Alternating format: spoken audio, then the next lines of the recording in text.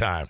That we Talking are. sports, talking Jags, talking life, man. It's going to be awesome. And Dempsey already teased you about no headset, so you just missed the did. round of applause that RJ played for you. Oh, thanks, RJ. I appreciate it, man. Yeah, I got to invest in a headset, I think. Well, you can either do headset or you can do earbuds like Taylor and I do. Okay. Because I know you don't like to wear them. Is that your thing? You don't like it on your head? Well, a lot of headsets don't fit my big fat head, so I don't like wearing them. You know? It's like a hat. I get hats all the time. You know, I have a stack of hats in my closet. I swear, they're 20 deep.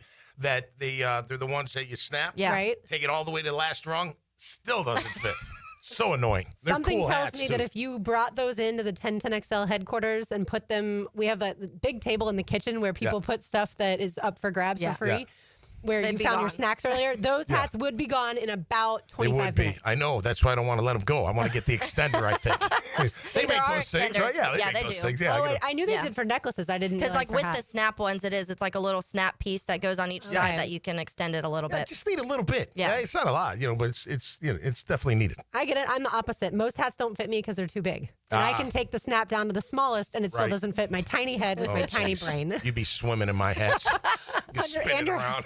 and your helmets as well. Yeah, right. All right, so speaking of helmets, let's dive right into some Jaguars football. Yeah. The 3 reasons you are most confident in the Jacksonville Jaguars in 2025. Tom, since you're new here, sort of, kind of, not really. Sort of. You've been full-time with 1010 a long time ago, and you've I certainly have. been with Jaguars City now for a long time, so you're not new at all. But I'll That's let right. you kick things off. The 3 things you're most confident in the Jacksonville Jaguars.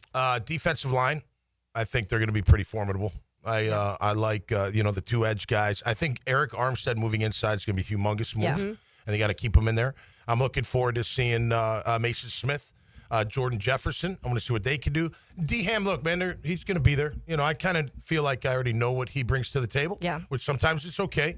But I think that front 4 with Mason Smith, Eric Armstead, Trayvon, and Josh Hines-Allen are going to be really, really good. See, so that's probably number 1 for me. I can understand that. I thought that it would be Mason Smith and Eric Armstead starting at defensive tackle with Then the rotating with the Devon 2 guys. in. Yes, but I heard Frank yesterday, of course, the voice of the Jaguars, and he's very connected. He thinks that it will be Devon Hamilton starting next to Eric Armstead and then working Mason Smith in.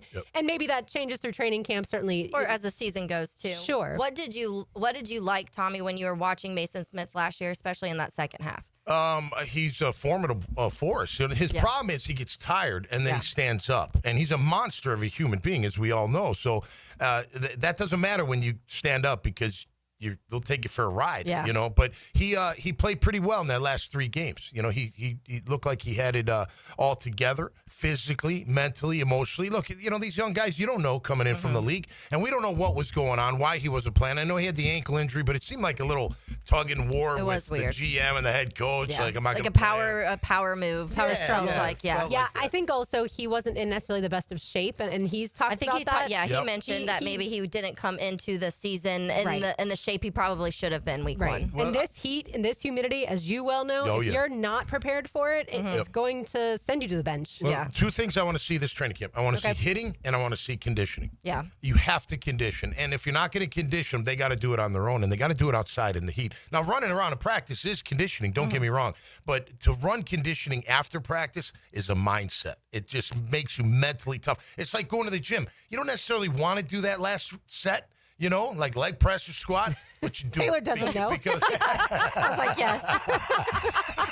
You're like, yeah, sure, yeah, no problem. I do But know. it does. It gives you that mental edge, that mental toughness. So I want to see that. I think our D-line, Mason Smith needs to be in even more better shape because he was getting winded out there, I could tell.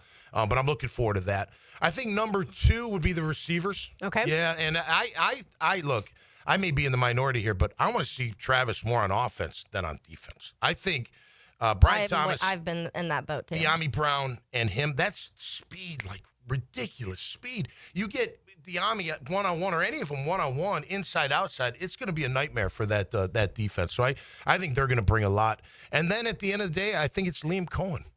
He's got to change the attitude. Yeah. And it was all attitude for me. The last 2 years, it would drive me crazy. I'd be watching film, and my poor wife, she'd be like, what are you yelling at? I'm like, watch this crap. And she'd be like, oh, Tom. I don't want to. Yeah, I don't want to. I saw it yesterday. I'm like, well, I got to sit here and watch it and write it down and write down notes. And it was game after game, mistake after mistake after mistake. You're like, something's not right. The attitude's not right. You don't make the same. If you're making mistakes in week 2 and then making the same mistakes in week 15, there's a big problem with that culture. There's something going on there. So I think the whole culture change, the accountability. You're seeing Liam already talk about it, right? He calls guys out. It was the footwork with Trevor. Yep. Tootin put the ball on the ground. Anton plays when he wants to. He's sending messages. He's saying, look, this is the way it's going to be, and you better step up and do it, or, something else is going to happen. Which I love that. Going back to the receivers, Taylor isn't quite yet excited they were about. on my other list, by the way. Okay. She wasn't yet They're excited. on my we'll get to list. the 3 biggest concerns in the next segment, but Taylor's not yet on the same train as a lot of us as far as De'Ami Brown is concerned. Okay. And like you mentioned with speed, but he obviously already has the chemistry with Trevor Lawrence. So I think it's Brian Thomas Jr. as the wide receiver 1, De'Ami Brown 2, and then Travis Hunter 3. Okay. I would say Brian Thomas for sure 1. But I think Travis, depending on how much they play him on offense, I think he's my number 2. And then I'm putting De'Ami in the slot. However, it's interchangeable. Right. You know what I mean? Because you want, man, you kidding me? You get Travis Hunter in the slot one-on-one with they're going to have to put a nickel on him. But even a nickel, he's going to, they may switch it with the corner. But regardless, it's one-on-one in the open field. That's going to be a tall order for any 3 of them. That's why I want to see them on offense. I've been very much in the same world, Tommy, of I want to see Travis Hunter more on the offensive side of the ball. We've talked about put him in on third down situations, red zone situations defensively. I just think that, and we've talked about this a lot too, I think game by game it may be different also. If you're facing one of the stronger offenses in the league, maybe you want him on that side of the ball a little bit more. Like if the you're Bengals facing week 2? Yeah, right. You may need that help, honestly. Absolutely. And then if it's a little bit easier of a contest when it comes to offensively and you want to put up a bunch of points, then have them on the offense. So I feel like we may see, at least to start the season, a lot of different things week to week from Travis Hunter until you really start to shake out and see where he's fitting and most comfortable and where they need him the most. Yeah. I'm with coverage. Look, pressure and coverage go together. So you can be the best DB out there, and he's not a press DB. He's more of a zone read and react. But if you don't have pressure, I don't care how good of an athlete you are, you're going to get beat. It's hard to play zone defense without pressure. Yeah. You got to have it. They go hand in hand. So for me, I think with pressure, we're fine with even without Travis at corner, to be honest with you. And I know they drafted him to play both, and I'm cool with that. Whatever. However that works out is great. But I need him more on offense. I need Trevor Lawrence and this offense to score points. And I think he can bring that he can help them get to that level. On defense, again, I want to find out how they use him. Is it the same, but they're just going to interchange players, or when he's in there, it's a little different? Yeah. And how are we going to do that? Now, if he was a guy that could just take the number 2 wide receiver out of the game, because he's a man-to-man press, then I'm like, oh, well, if he could do that, now I want him on defense a little bit more. What if he's the best corner? Right? What if Travis Hunter is the best corner on this roster? What if he ends up being better than Tyson Campbell? Which I think Tyson Campbell is really good outside of maybe the ball hawking skills. I don't think that he does a great job at picking the ball off or even getting close to interceptions. But what if Travis Hunter, because of his natural ball skills, what if he ends up being the best corner? Then you shift this whole conversation. I know. The if to me is big, especially immediately for him. I also think his size is such a factor on each side of this, but I think Tyson Campbell is such the prototypical of what you want your corner to look like. So it's hard for me to think that Travis Hunter is going to come out here and outshine him in all of the more intricate things. Yeah, he may get the ball a little bit more because that's not Tyson Campbell's specialty, but all of the other things that Tyson Campbell does really good, I'm not sure that right away you're seeing that from Travis Hunter. Well, one thing, and I was mentioning to Demps earlier, everyone's talking about the conditioning playing both ways. Well, don't forget about the hitting on defense. Having to stop the run when it comes your way. Yeah. And you got to step up and take on that running back and take that's when he's on the sidelines. Right. Well, you hope. Well, we'll put Jarian Jones, Jordan Lewis, and keep Tyson Campbell in there at that point in time. You heard what Kelsey said. We'll just run him. Well, you're not going to totally do that. But you know what? I'm running at him. Yeah. I want to see if he holds up. You want to play cover 2, cover 4. I know he's got the force on the run to his side, which means nobody gets outside. He's got to collapse it. I'm coming right at him, and let's see what he can do. It's going to be so much fun to watch, considering training camp begins in just a few days. Taylor, Tom and I did not share notes prior to the show, but yours were the same. I'll run through my 3. My number 1 is Brian Thomas Jr. He had receivers as a whole, the receiving core as a whole. But Brian Thomas Jr., in addition to his over 1,200 yards and 10 touchdowns, he also, by the way, ran the ball 6 times for 48 yards. So you can get him a little bit more mixed in as far as jet sweeps. My number 2, edge rushers. Tom had defensive line as a whole. I went edge rushers just now because they, of course, have added added Agba and Smoot in addition to JHA and Trayvon Walker. And then my third one is Liam Cohen's offense will find a way to run the football. We all know that the Buccaneers 2 years ago did not run the football well. They were like 32nd in yards per carry. They jumped up to third in yards per carry last season with Liam Cohen at the helm. So Tom had Liam Cohen as one of the reasons he's very confident. Mine is the fact that it's Liam Cohen's offense and they will run the football much better than they did last year, because we all know they did not run the ball well last year at 4.2 yards per carry. What are your three, Taylor Dahl? Yeah, so my top is kind of similar. I put play calling, and so Liam Cohen in that aspect. I just think we know who's calling the plays. Yeah, we know the person actually calling the plays. Big mystery. But I do think that Liam Cohen's so creative, and you saw it in Tampa of what he was able to do when Chris Godwin and Mike Evans were injured at certain times, and how he's able to shift everything to Bucky and some of the tight ends that needed a little bit of help. Baker never took a step back during that time, and I think that will help a lot, because there's going to be you'll just see a lot more creativeness. And I felt like last year was so predictable in so many moments offensively. So play calling was one for me. The edge rushers were two for me. Okay. And then number three, I actually had linebackers in mind. I think that a healthy Foye playing injured last year and still playing to the level that he can. Devin Lloyd playing back. Hopefully, we talked about the weight issue for several of these guys, but Devin Lloyd being one of those. I also think that Coach Camp is smarter than Ryan Nielsen and will use him in the ways that maybe just send him, get him after the quarterback, because that's something that Devin Lloyd was good at in creating those pressures as a linebacker. I liked what I saw out of Ventrell late last year. I'm a huge Jack Kaiser fan too, so you put him in the mix of these linebackers. I think that there's a solid 4 linebackers on this team right now, and so I'm the confidence in me is more on that side of the ball, honestly. Yeah. Campanile, he's a motivator. Yeah. Like Ryan Nielsen wasn't a motivator. I was actually surprised. Like the first practice, all you heard was Ryan Nielsen is very rough and rugged, and then he didn't say two Nothing. words. I know. He's you not never even really yelling at saw it. anybody. That's What why is I was like, going his whole personality was his mustache. I keep saying that. Yeah, right. Which is disappointing. So if you noticed, none of the three of us have Trevor? Have the quarterback in our things we're most confident about. So will he be in our things we're most concerned about? We'll find out on the other side. You are listening to Helmets and Heels on 1010XL 92.5 FM. I'm Tom Coughlin. Other than family, the greatest feeling in the world is when all of a sudden you realize you're the world champion. On 1010XL 92.5 FM. It's a Helmets and Heels. Lee and Kate's Glass, Friday. Coming soon, Pine Royale, a fully illuminated synthetic par 3 course built for day or night play. Plus a driving range with TrackMan Tech for virtual courses and interactive games. Mini golf, restaurant, and bar all in one place. Whether you're a serious golfer or just here for good vibes and great food, Pine Royale brings fun nonstop. Smash a burger, a bucket of balls, and even a night round under the lights. Grab your clubs, your crew, and your short game. Pine Royale is coming soon off I-295. Learn more at pineroyale.cc. Yo, E.T. here, and I need you to beat the heat this summer with cool escapes and non-stop fun in Clay County. Tackle indoor adventures head on. Throw axes at Live by Axe or smash your stress away at Just Smash That. Then kick back with drinks, good food, and fandom vibes at Nakama Anime Bar or Leaderboard Arcade and Bar.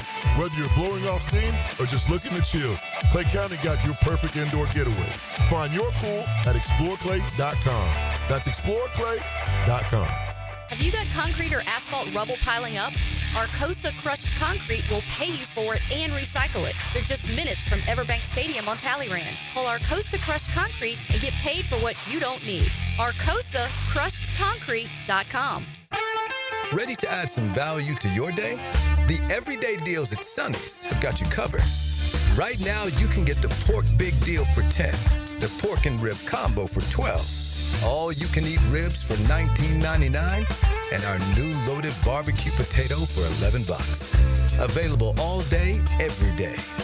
And that's why it's always Sonny's here. Sonny's Barbecue, local pitmasters since '68. First Coast, I'm sure by now you have seen our bright green GFL trucks and containers throughout the greater Jacksonville area. We're an industry leader in solid waste and would love the opportunity to earn your business. We're committed to customer service, reliability, and have an unwavering focus on safety. Whether commercial or construction, let us haul your waste away. Call 904-760-5880 to get a quote today from GFL, Green for Life. Bueller. Stay cooler with Bueller. Hey, buddy. Why so glum?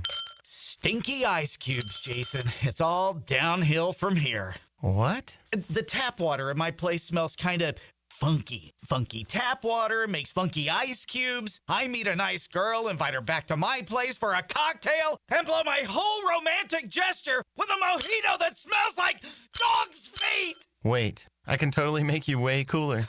I'm not taking your charity ice cubes, Jason. I have my pride. Your pride is safe. Our plumbers can be at your house the day you call and install a whole home water purification system. Water tastes better, dishes come out cleaner, even your hair feels better after you shower. Ooh, the ladies love a man with soft hair, don't they, Jason? Life moves pretty fast. If you spend every day worried about the water in your own home, you could miss it. Stay cooler with Bueller. Visit BuellerAir.com. Kick off another college football season with players, coaches, and insiders of the best conference. The Donovan Air Electric and Plumbing SEC Media Days. Opened by Window World of Northeast Florida, Underwood Jewelers, and Florida Pest Control. Ready to ride the waves? Best Bet St. Augustine is turning up the heat with our Summer Splash promotion. We're giving away over $40,000 in cash and prizes, including a brand new 2025 Yamaha Wave Runner. From now through August 8th, every hour you play poker or table games earns you an entry to win. It all leads up to the grand prize drawing on August 9th. The more you play, the more chances you have. Don't miss your shot to make a splash this summer. Visit bestbetjacks.com for all the details. That's bestbetjacks.com. Frank Frangie here to tell you about the coolest new thing, a putting green in my backyard that my friends at Sunshine Turf installed. Sunshine Turf can do the same for you. They'll come to your house, they'll create a custom design for your space, and you'll have an authentic golf course experience right in your own backyard.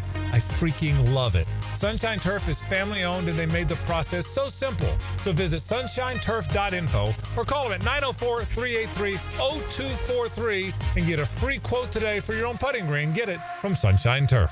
Power bill just went up again? Why keep paying more? Clay Solar can wipe that electric bill out. Right now, they'll cover your first 6 months' payments. Visit claysolar.com today to schedule your free consultation. claysolar.com. Been in a car crash? I'm local attorney Rick Alexander, and I've made it our mission at the Alexander Law Practice to listen to you so I can fight for the best possible result for you. I've been practicing over 30 years, and our team focuses on guiding you through the entire process. And because fees and reimbursement costs come out at the end of the case, I will never ask you to come out of pocket. For a free review, call 904-400-6600 or log on to alexanderlawpractice.com, Jacksonville. I'm Brendan with Checkmate Coatings. We coat it all: garages, pool decks, driveways, and patios. Be the envy of your neighbors. Checkmate Coatings. Your floor's missing piece.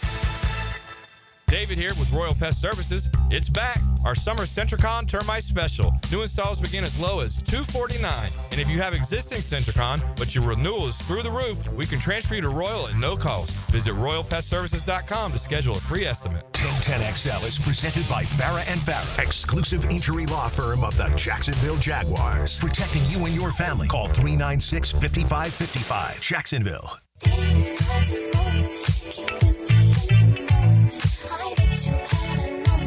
Taylor Dahl, Tom McManus, RJ Saunders. I'm Lauren Brooks with you on this Friday afternoon.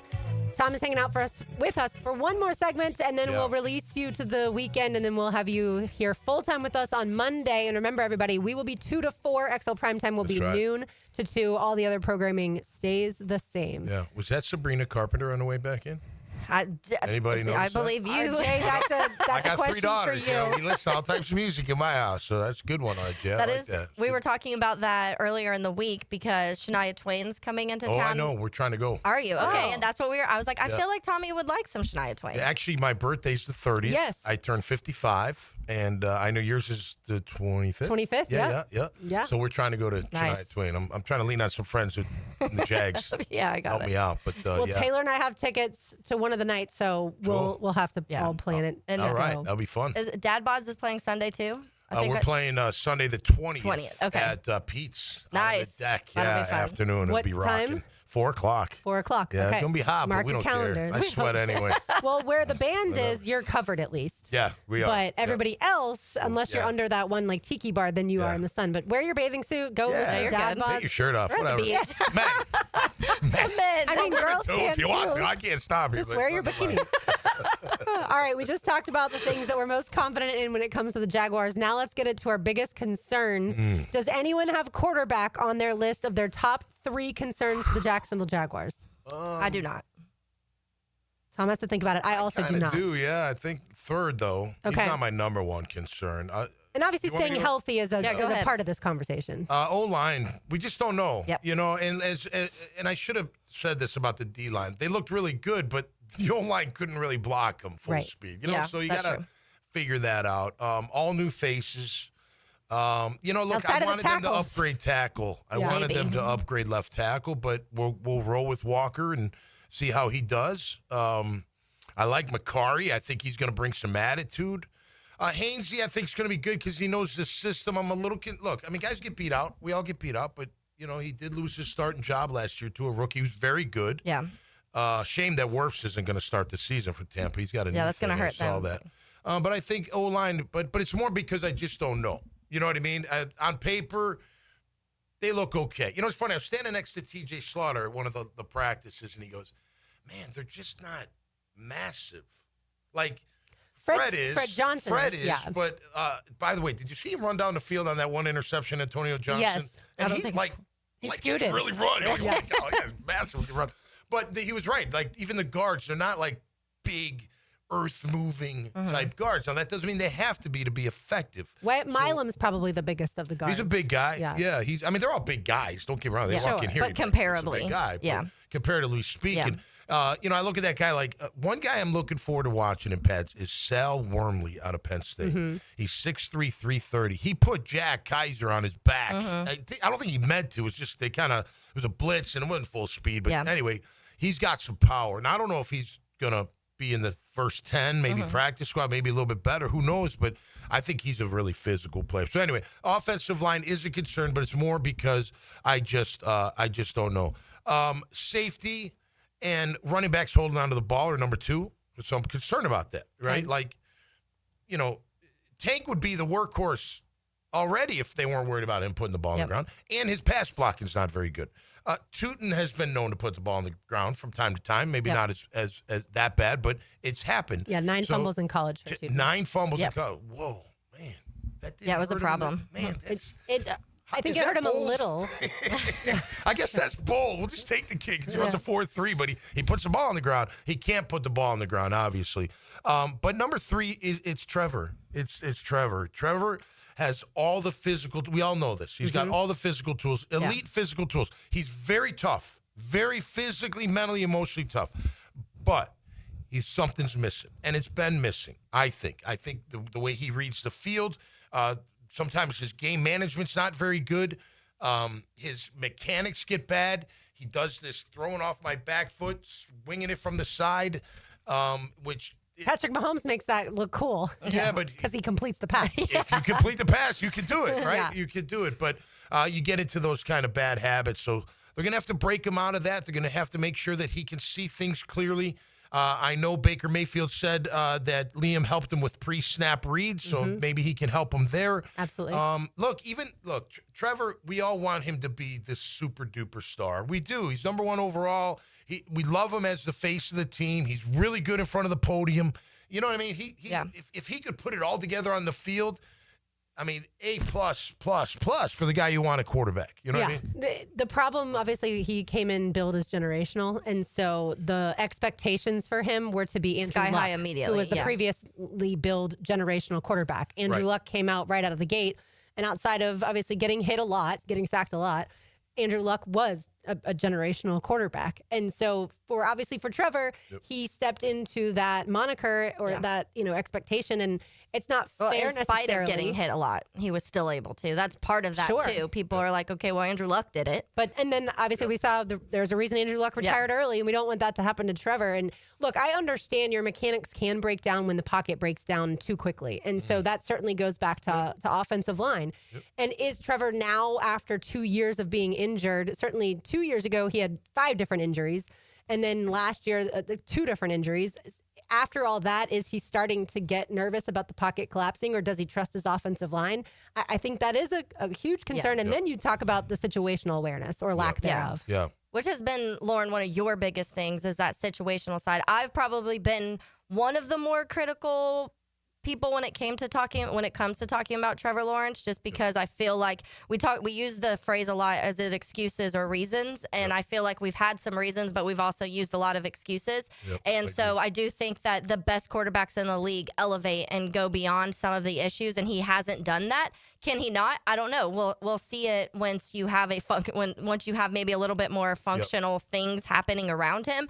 But Lauren's been very adamant about just like the situational side of it, which is what you were kind of saying there too. Yeah. I mean, look, what does he do really well? He throws the ball in between the numbers incredibly well. Deep, medium, short, spot on. His dig routes are phenomenal. I mean, he zips it in there. It's usually on point. Sometimes too fast. Yeah, sometimes. But outside the numbers, he gets a little wonky. He just does. He misses even the completions. I mean, how many times do guys like have to dive for a simple completion or it's high or whatnot? So if he can hone that in, that would be tremendous. I think he wants to. There were whispers that he was only doing so much, not taking his work home, not really, getting it down, not studying enough, not really doing all that. I think maybe that's changing. You have a child, you're a family man now. You got a coach that's going to hold you accountable. Yep. You better start doing the extra stuff because you have to. And every quarterback has to. Look, I say this all the time. Because of the CBA, the way it's pointed out or the way it's written out, how much time they can actually be in the facility. You have to do more as a player today than you ever had to do before on your own with nobody watching. Yeah. And you got to have a bunch of guys that are willing to do that. And I'm sure some people would say, well, yeah, now that he has the child, that's taking him away even more from potentially studying the playbook and watching film. It's a tough conversation to have at home, but you got to have it because he's Liam the most Cohen important. Has 2 small children, right? Yeah. So, he has to be away from the office a lot. He's the most important player on the entire team. Yeah, I think sometimes with the guys, especially the ones marked as those generational players, the ones who had it through high school, you don't lose games, and through college, you don't lose games. They kind of feel like when you get to the NFL, it's going to come just as easy. And I think very quickly, Trevor Lawrence figured out that wasn't the case. And I don't know, though, if it's ever been until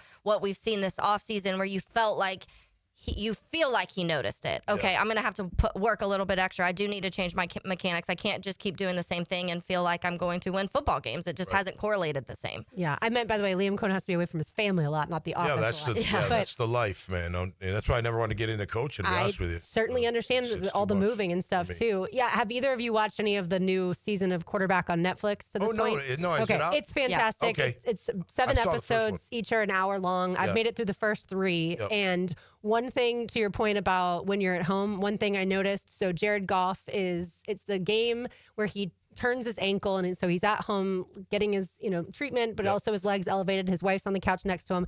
She's running through already. This is after the game, after the Lions beat the Titans, and they beat them up good. They're already going through plays for the next week, and you can see that there's whatever Sunday night game is on in their household, and it's like, okay, and I'm not saying that's not what's happening in Trevor and Maria's household. We don't know. But that is exactly what, quizzing him on different plays, and it was great because they ended up running one of the plays that she was just calling out, and of course these plays are like 10 words long or more, and she was like, when it came to the actual game, his wife was like, right. His wife was just so excited that the play got called, but she had already forgotten about it, and she was like, oh, it was a trick play where Jahmyr Gibbs, I think it was, or maybe David Montgomery, either way, threw Jared Goff a touchdown pass. And so, but I was in that moment, I was like, I hope that's what's happening in our quarterback's home. All right, Tom. Yep. We'll have to give our concerns on the other side, but we'll send you off for the weekend. Thank you so much. All right. We can't wait excited, for Monday. Ladies. It's going to be fun. I can call you ladies, right? We're of course. We are ladies. We're going to be like brother-sister kind of deal. We can give each other a little grief here and there, we'll mess with each other for sure. All right. Always. Beautiful. I am sad. I'm no longer the one with the biggest biceps on the show. These are fake. I remain the smallest bicep. They're broken. They're all cut up. Yeah, not that impressive. I had that for a little while. All right, there goes Tom. All right. Have a great weekend. Thanks, guys. And we will continue our Jaguars conversation on the other side. You are listening to Helmets and Heels on 10 to Nix on 92.5 FM. Tom McManus straps on the helmet and joins Lauren Brooks and Taylor Dahl for the new Helmets and Heels. New attitude, new time. Afternoons 2 to 4 on 1010XL. Tommy Mack makes his Helmets and Heels debut July 14th. Lee and Kate's Glass. Friday on Helmets and Heels. Right now, you may be running a little late, or feeling stressed, or overwhelmed, and you may be going a bit over the speed limit. So to help you relax, exhale. ease up on the gas. You'll get there when you get there. Take a moment to just chill. This little break is brought to you by Target Zero and the Florida Department of Transportation. Hey guys, Taylor Dahl here of Helmets and Heels. It's the little things like a peach milkshake on a warm day that makes summer sweet. And now you can head to your local Chick-fil-A and enjoy a favorite summer treat again. Hand-spun the old-fashioned way, their refreshing milkshake features Chick-fil-A, ice cream, and peaches. It's the perfect cold treat to enjoy outside on a warm day or with friends and family after dinner. And it's here for just a limited time, so swing by your local Chick-fil-A and treat yourself today. Your home is more than walls and a roof. It's where you breathe, drink, and power through life. At Donovan Air Electric and Plumbing, we're here to keep it all running smoothly. From clean, cool air to clean water, reliable power to expert plumbing, we do it all. For over 35 years, families have trusted Donovan to make their homes healthier, safer, and more comfortable. Call Donovan Air Electric and Plumbing today, 904-270-COOL, where health meets home. Maxed out on credit card, struggling with high interest debt? You could pay it all off in days with Loan Pronto's Rapid Equity Loan. Hey, it's Prosser here. Get cash out now without touching your low-rate first mortgage. No appraisals, no waiting, no BS. The Rapid Equity Loan Program at Loan Pronto is amazing. One Loan Pronto client just got $300,000 approved in under 24 hours. They paid off debt, renovated their kitchen, and cut their monthly expenses by $1,800. That's a huge turnaround. Instant approvals, low rates, no hard credit pull up front. That's Loan Pronto. Listen, your home equity is yours. Use it.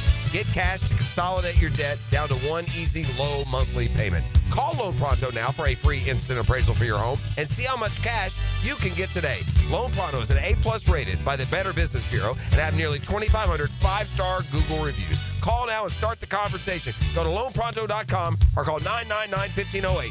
That's loanpronto.com. Hi, I'm Sean Monahan from Monahan Jewelers in Atlantic Beach. Since 1977, we've been Jacksonville's local family jeweler with a beautiful selection of fine jewelry and certified diamonds. But we're also Jacksonville's leading buyer of gold, silver, and diamonds from the public. Gold's recently hit an all-time high at over $3,000 per ounce. Pay bills, buy something fun. Now is the time to sell your gold for cash and get top dollar, or trade it in for a new piece and get even more at Monahan Jewelers in Atlantic Beach.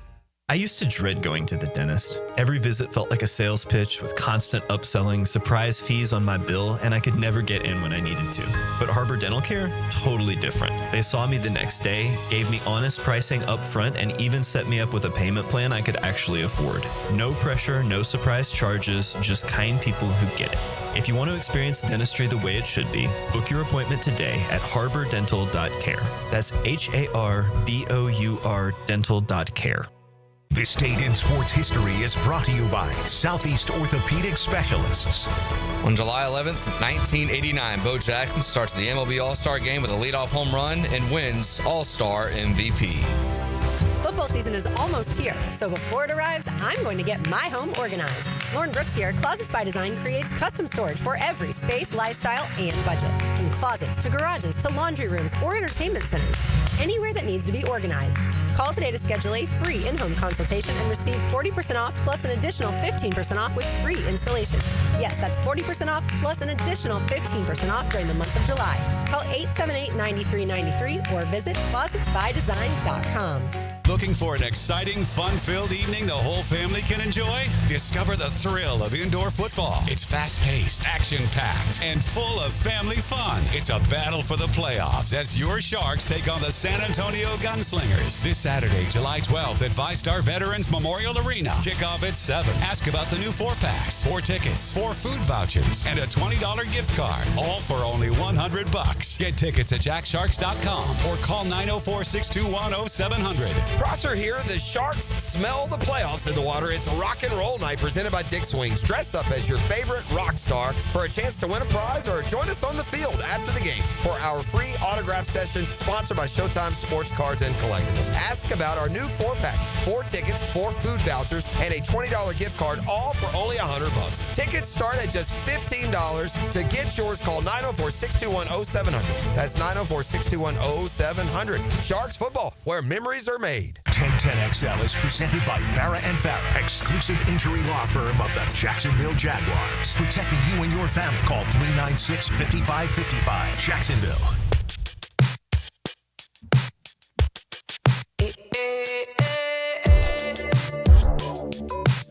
Thanks again to Tom McManus for stopping by, hanging out with us for a couple segments today. He will be full-time with us starting on Monday. And Taylor, for people who don't know, one Tom McManus will be joining us, since now we're, of course, a full-time show, in August and in November when we head to Vegas. Vegas time.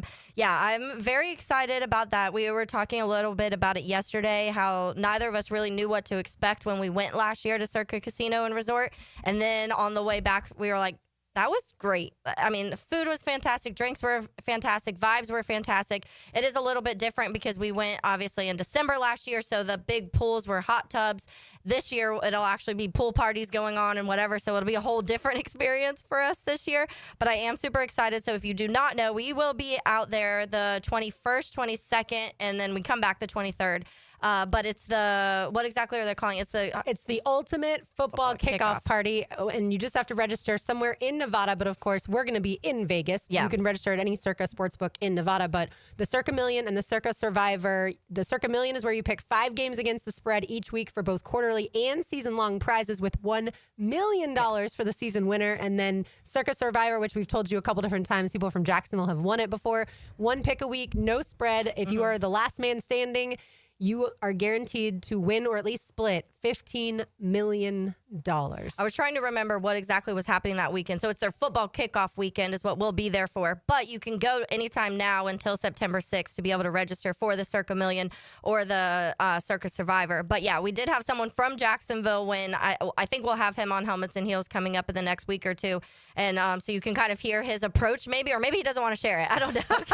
He's not giving you any tips and advice. But obviously year to year, it's a little bit different. But yeah, $21 million in total guaranteed prizes you can win between these two. That's and then a lot if of cash. you enter them, if you have between 1 and 9 registrations, you get half off your rooms for Circa Casino and Resort during the time that you're up there, obviously, because you have to be there to register. And then if you have more than 9, then you get the free rooms for the 2 days that you are there up in Vegas for that football kickoff weekend if you want to come hang out with me, Lauren, and Tommy. It's going to be so much fun. And then, we'll be back to Vegas ahead of Jaguars Raiders. Halloween weekend, like you said, Florida-Georgia weekend. Yeah. It's the perfect place when there is a lot to watch, as we experienced in December when we had both the NFL playoff going on and the college football playoff.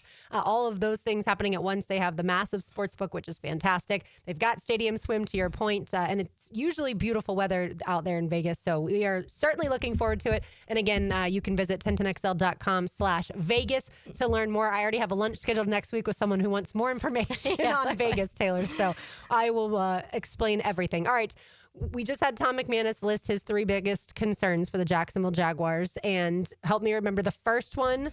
His biggest concerns, I know the third one was offensive, or first one was, that's right. Yeah, I got he it. said offensive line, and then ball security, and then, which he said and safety, so I thought he was going safety position, but he was talking about ball security. And then, Trevor Lawrence certainly taking that next step. So I'll go 3 down to 1 because I have the offensive line third. It's going to take a while for the offensive line to gel and play like a cohesive unit because, like we've discussed, yes, the tackles remain the same, but a lot of the interior has changed. Maybe Ezra Cleveland remains the left guard. Maybe Wyatt Milam takes over, in which case then you would have a new left guard, a new center, and a new right guard. You're definitely going to have a new center and a new right guard. Mitch Morris and Braden Sheriff are no longer here. We'll see if it's Fred Johnson battling Walker Little throughout camp. We'll see if it's Chuma Adoga battling Anton Harrison throughout camp, or if Walker Little and Anton Harrison will be the starters at left tackle and right tackle, respectively. But I do expect a good competition from that offensive line. They're not going to just be awarded their job because they've been here a while. Yeah, I hope so. There's no surprise to anybody. Offensive line's number 1 on my list. I'm still highly concerned about the offensive line. I don't know if it's better at all than it was at the end of last year. I think that honestly you might have regressed on the inside a little bit just because you had experience with Sheriff and Mitch Morris, and both of those guys honestly were two of the better pieces of the offensive line, and they are no longer here. And then you replace them with guys that I'm not totally confident in. I hope I am wrong. I really, truly, this is one of the things, if you were like, what would you want to be most wrong about this season? It's the offensive line, because we've obviously seen how bad things can start to fall apart if the offensive line isn't cohesive, if there's one injury and the wheels just kind of fall off, and it leads to injuries, it leads to not being able to run the ball, it leads to Trevor running away from things that don't exist because he is just getting hit constantly, or at least people in his face constantly. And so I really do hope I'm wrong about this. There's just not really anybody on this offensive line that I love, and I don't know if anybody was a true upgrade, and I think that there's potential. And so I'm holding on to like the hope of just potential of Anton getting back to what we had seen previous to last year from Anton Harrison, Walker Little fully embracing that role as left tackle if that's who is there. And because we have talked about how much he's had to be moved around, and he's never been that from week one true all camp starting as left tackle and then ready for that week one. So maybe that changes some things for him. Interiorly, when it comes to Hainsey, I've mentioned, like he's Liam Cohen himself benched him down in Tampa for, yes, a really good player, but there's concerns there. And then I think Eric Murray may be the person I'm most confident on the offensive line. And but I'm sorry, not Eric Murray. I don't know why I just said that. I was trying to figure out who you were talking about. I was like, you're like, I don't know. McCarry. Okay, yeah. Patrick McCarry is probably I was thinking about my other issue. Patrick McCarry. Not your issue, their issue. is probably the one I'm most confident in on the offensive line. And that to me is a concern. I like Wyatt Milam, and I've said before that I hope Wyatt Milam at some point is starting this season, because to me that means the line is better. So there's a lot of question marks for me. There's a lot of, and I think Tommy said similar. It's just a lot of what you feel like is unknown, and that scares me, because I feel like when you go around the league, the top offensive lines, or even top 15 offensive lines, you at least have two guys on the lines that you're like, this guy and this guy I'm confident in, but maybe there's questions surrounding that. Yeah, we know that this division has terrible offensive lines. Really, outside of the Colts, the Texans, the Titans, and the Jaguars are all ranked as some of the worst offensive lines. My optimism in the offensive line comes from the fact, and I've said this to you many a time, Tony Baselli is a Hall of Fame left tackle. Tony Baselli is now intricately involved in player procurement and development. He's not a coach, obviously, but as the executive vice president of football operations, he's directly going to be discussing things with Sean Surratt, the offensive line coach, and I think with the players as well. I assume that they are having conversations. And so I would like to think that he has a good eye for it, and that he's also going to help develop these guys with his wisdom. But of course, we're all going to have questions on the offensive line, and that makes perfect sense, because, like you said, they weren't able to run the football last year, and they haven't protected Trevor very well the last 2 years. All right, my number 2, I'm going 3, 2, 1. Number 2, turnover differential. We certainly talked about this earlier this week. The Jaguars had 9 takeaways last year. The only team in the NFL to not reach double-digit takeaways. The only team. I was talking to Mike Dempsey about this before the show, because he had his poll question up earlier that part of that was those takeaways. And we were joking. I was like, it's really hard to only get 9 in 17 games. 17 games. 9. Like, you have to kind of try not to. And they had those takeaway shirts. Maybe that was 2 years ago, but either way, it was obviously pathetic. And I think you also have a quarterback who's prone to interceptions. So when you and fumbling the football. So when you talk about the turnover differential, you have to try and be on that plus side. Yeah. And the Jaguars certainly means you need more than 9. Which means you need a lot of takeaways, and you can't have as many giveaways. Yeah. And so that goes back to when we were talking about the running backs have a fumbling issue, or at least they have had at different points in time. Tank Bigsby doesn't have a fumbling issue in total. He just did early in his career. ETN certainly did, and then I think fixed it. Tootin has in college.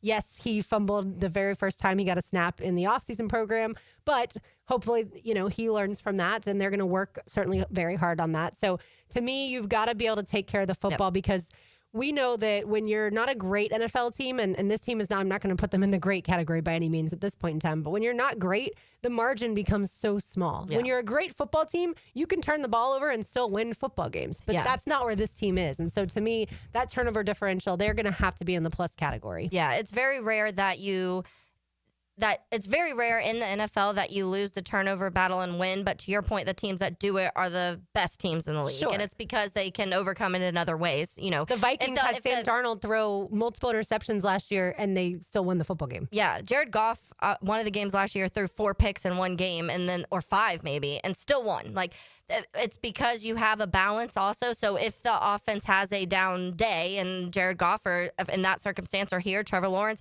has a day where he unfortunately has 3 picks, your defense is able to overcome that and get the ball back a couple times. If you don't have that side of it, then you're never going to be able to win those games where you're turning the ball over at all, let alone multiple times. Yeah, usually to your point, you can look at a box score, and the amount of passing yards from each quarterback doesn't necessarily tell the story. Yeah. The amount of rushing yards doesn't necessarily tell the story, but you look at the turnovers, and if one team has You're like, multiple there it is. and the other team has 0, most likely the team that had the 0 turnovers is the team that's going to win. All right, you're number 2. Yeah, so I had said my 1 was offensive line just because we were talking about the offensive line. My number 2 is actually, this is what I was saying is kind of funny. My number 2 is actually pass catchers for me. I put that as a whole. And so, number 1, I've talked about how I love Brenton Strange. I'm a big fan of Strange. I'm confident that Strange can even continue to develop and be one of the better tight ends, honestly, from the glimpses that we saw last year. He might have bigger biceps than Tom McManus, but I'm really not sure. We need to see this, maybe. Yeah, we might need to put that to the test at training camp. But behind that, I'm worried. Like, if something happens to Brenton Strange, if he's banged up at all, if just worn out in a game. Like, I don't have the confidence in that tight end room behind Brenton Strange that there's anything there to really replicate what he can do in the pass catching side of things. Yeah, I do wonder about like a Quentin Morris who they signed from the Bills. And then, of course, you have the guy who I'm sure most people expect to be on practice squad, and that is Patrick Herbert. Yeah. But I would say Herbert might be closer as far as pass catching. Pass catcher, yeah. And you obviously have a lot of blocking tight ends, so that's good. You have the help when it comes to those type of things. But when it comes to the pure catching the ball side of things for the tight end, I have concern behind him. And then I've talked about it when it comes to Diami Brown. I'm not there yet. He very quickly could turn that for me because I liked what he did in the postseason. I thought he was one of the more electric, fun players to watch in the postseason, but that was it. Like, that's been his whole career, is a 3 weeks and a postseason. So I would love to see that continue and replicate. I just am not convinced at this point in time that all of a sudden, I feel like it was more of a little bit of a lightning in a bottle in the postseason than it is here is his breakout. Everything's going to happen. I feel like if it would have happened a little bit sooner.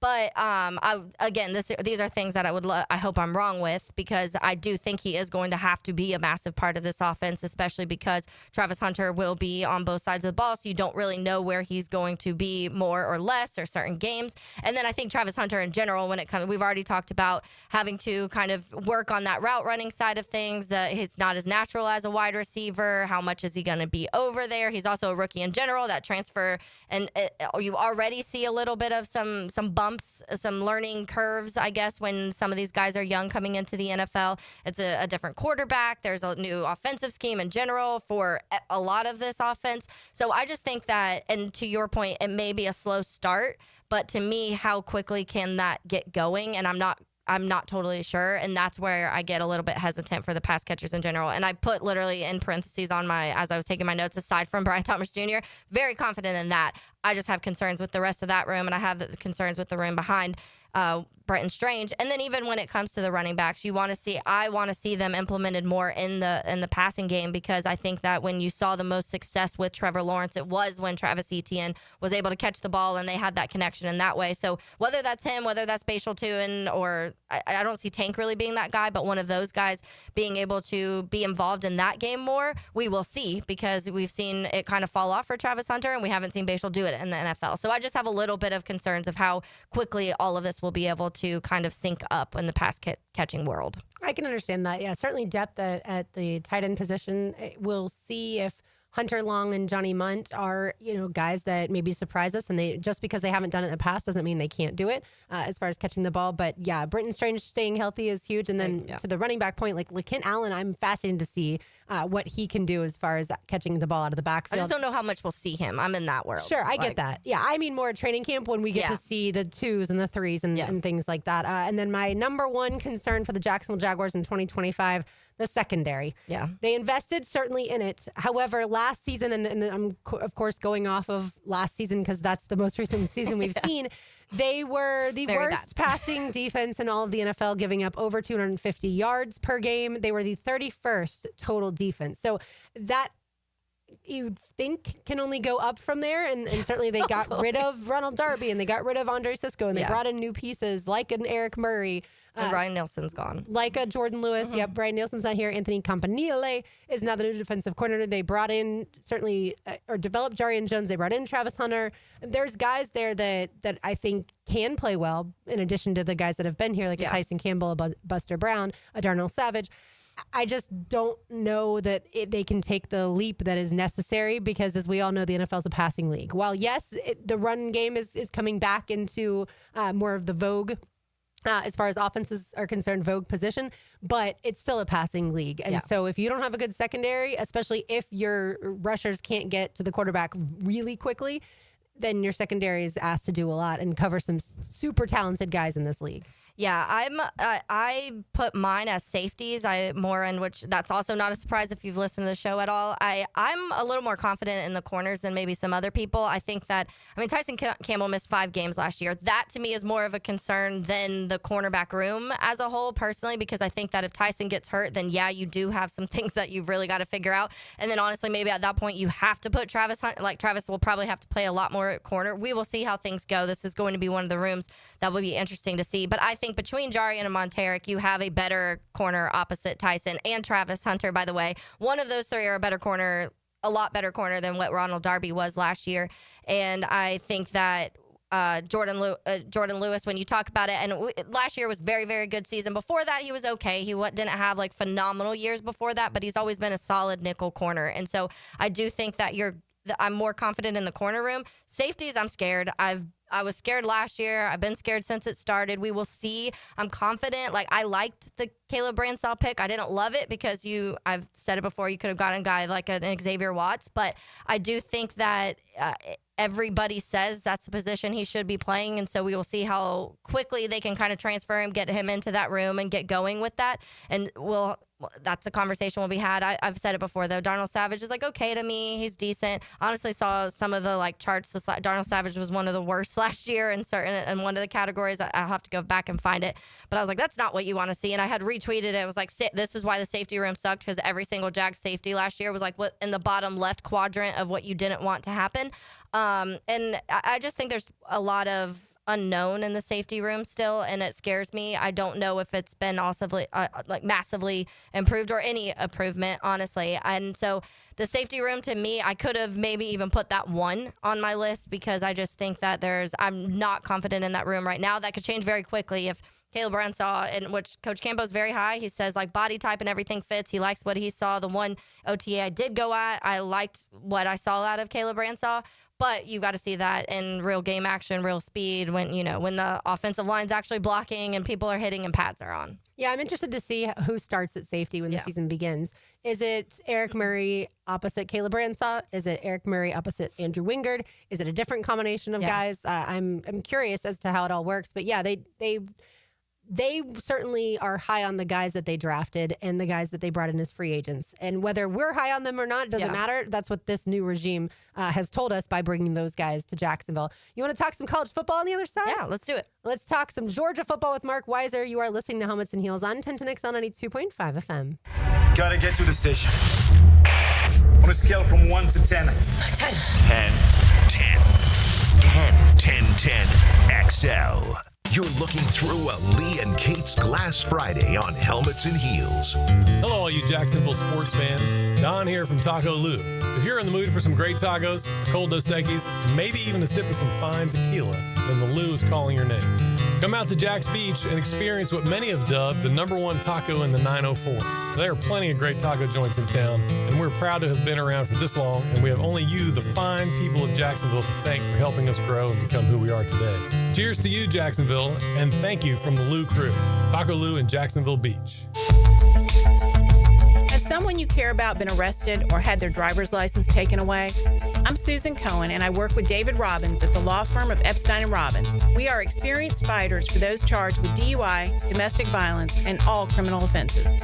In your battle with the justice system, there's only one thing you need to know. Dial David 24/7 at Epstein & Robbins, 354-5645. 354-5645.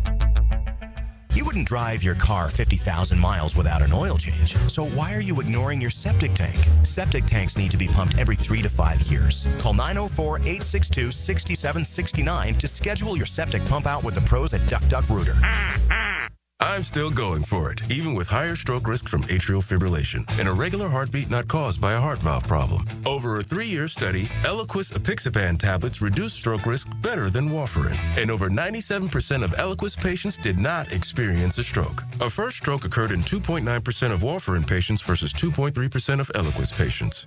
Don't stop prescription Eliquis without asking your doctor. Stroke risk may increase. Eliquis can cause serious and potentially fatal bleeding. Don't take if you have an artificial heart valve, abnormal bleeding, or antiphospholipid syndrome. While taking, you may bruise more easily or bleed longer. A spinal injection increases blood clot risk, which may cause paralysis. Get medical help right away for unexpected bleeding or bruising, or back pain, tingling, numbness, muscle weakness, or incontinence. Aspirin products, NSAIDs, SSRIs, SNRIs, and blood thinners increase bleeding risk. Tell your doctor about planned medical or dental procedures. Learn more at Eliquis.com or call 1-855-ELIQUIS. Prosser here for Lifetime Enclosures and Lifetime Flooring. With the weather now hot as can be, look ahead and get that backyard ready for fall with a new open air or screened-in enclosure. Maximize the space you have and make it great with Lifetime Enclosures and Lifetime Flooring. They truly are the best in the business. So if you have the space and the idea, give them a call today. Lifetime Enclosures and Lifetime Flooring. Showroom just off Phillips Highway. Tell them Prosser sent you. PRP treatment is kind of the thing these days, and in many cases, it eliminates the need for surgery. This is Sheridan Tootin, and my experience with PRP from Southeast Orthopedic Specialist has been nothing short of great. I'm really feeling much better now. Ask your Southeast Orthopedic Specialist doctor about PRP treatment. This is Dr. Kevin Murphy with Southeast Orthopedic Specialists, where athletes are treated like pros. Relieve pain and get back to life. Southeast Orthopedic Specialists. Hi, I'm John Haney from Clearwater Gutters and Drainage. After heavy rains, the problems are obvious. Mulch blown out of your beds, water standing around your foundation, and that fancy new crater back behind your bushes. Let Clearwater Seamless Gutters help you solve the problem spots. Clearwater Seamless Gutters. We can't sing a lick, but we sure are good at gutters. And drainage, too. Find out more at clearwaterjacks.com. For lost or broken keys or nearly any make and model of vehicle, call 722-1111 for Instant Keys. Instant Keys. You don't have to go to the dealer. Instant Keys comes to you. Lucas Tree Service is a certified arborist and a local family-owned business with over 45 years of experience. They specialize in tree removal, trimming, and stump grinding for both residential and commercial properties. Get prepared for storm season and receive top-notch customer service from Lucas Tree Service, 904-241-3533. Online at lucastreeservice.com. Home of the Jacksonville Jaguars. WJXL AM Jacksonville Beach. WJXL FM Jacksonville Beach. Frank Franzi here for Coil Fencing. Jacksonville's full of memorable sports moments. Remember Tiger Woods' 60-foot putt on the iconic 17th? Gary Coate called it better than most. Better than most. Well, Coil Fencing is better than most. They're better than all. Coil has been that for nearly 100 years. So if you're in the market for a new fence, I recommend calling Coil & Sons today. That's at 904-356-4821 or visit coiljacks.com. That's COYLE Jacks.com. At Tucker Equipment Rental in Neptune Beach, you just don't rent quality machines, you rent quality customer service. Hi, I'm Kevin. And I'm Dave. Tucker Equipment Rental has been supplying Jacksonville with equipment and event rental for over 50 years. From commercial and homeowner projects, we've got what you need: lifts, dirt equipment, and landscape equipment. And don't forget about event rentals, from festivals to weddings to backyard barbecues. Local, knowledgeable, and always ready to help. Tucker Equipment Rentals. You need it, we've got it, come see us. This is your Southeast Orthopedic Specialist local sports update. I'm RJ Saunders for 1010XL. This update brought to you by Clay Solar Installation Partners. On top of the success he's having early on during the Summer League portion of the NBA offseason, Walter Clayton Jr. has been named the Southeastern Conference's Roy F. Kramer Male Athlete of the Year. Clayton led the Gators to the 2025 Men's Basketball National Championship while garnering Final Four Most Outstanding Player recognition and consensus First Team All-America honors. He becomes Florida's 14th all-time Kramer Athlete of the Year honoree and the first in men's basketball. Caleb Banks, DJ Lagway, and Jake Slaughter will represent the Orange and Blue at this year's SEC Media Days alongside head coach Billy Napier in Atlanta. Media Days will take place over a 4-day stretch at the College Football Hall of Fame. Right now, 89 degrees at 12:59. Time and 10 brought to you by Bueller Air and Plumbing. Stay cooler with Bueller. 1010XL is presented by Farah & Farah, exclusive injury law firm of the Jacksonville Jaguars. Protecting you and your family. Call 396-5555. Jacksonville. Now, another great guest on the Checkmate Coatings phone line. Hello. Your floor's missing piece. Come over here and sit next to me. Taylor Dahl, RJ Saunders. I'm Lauren Brooks with you on this Friday afternoon. We've been talking a ton of Jaguars football as we always do, but we love to talk college football, and we've certainly talked a ton of it the last couple weeks, taking a tour around the Southeast. So let's continue now talking to Mark Weiser, the Georgia beat writer for the Athens Banner Herald. Mark, thank you so much for joining us. Yeah, good to be with you. So let's go back to last season. Georgia did not win the national championship. How did the fan base react? Obviously won the SEC championship and beating Texas, but how did the Georgia fan base react to the end of the season? Yeah, I think there was a level of disappointment. Obviously, it was kind of a disjointed ending with the obviously the unfortunate terrorist attack before the Sugar Bowl, and then, some fans maybe left town.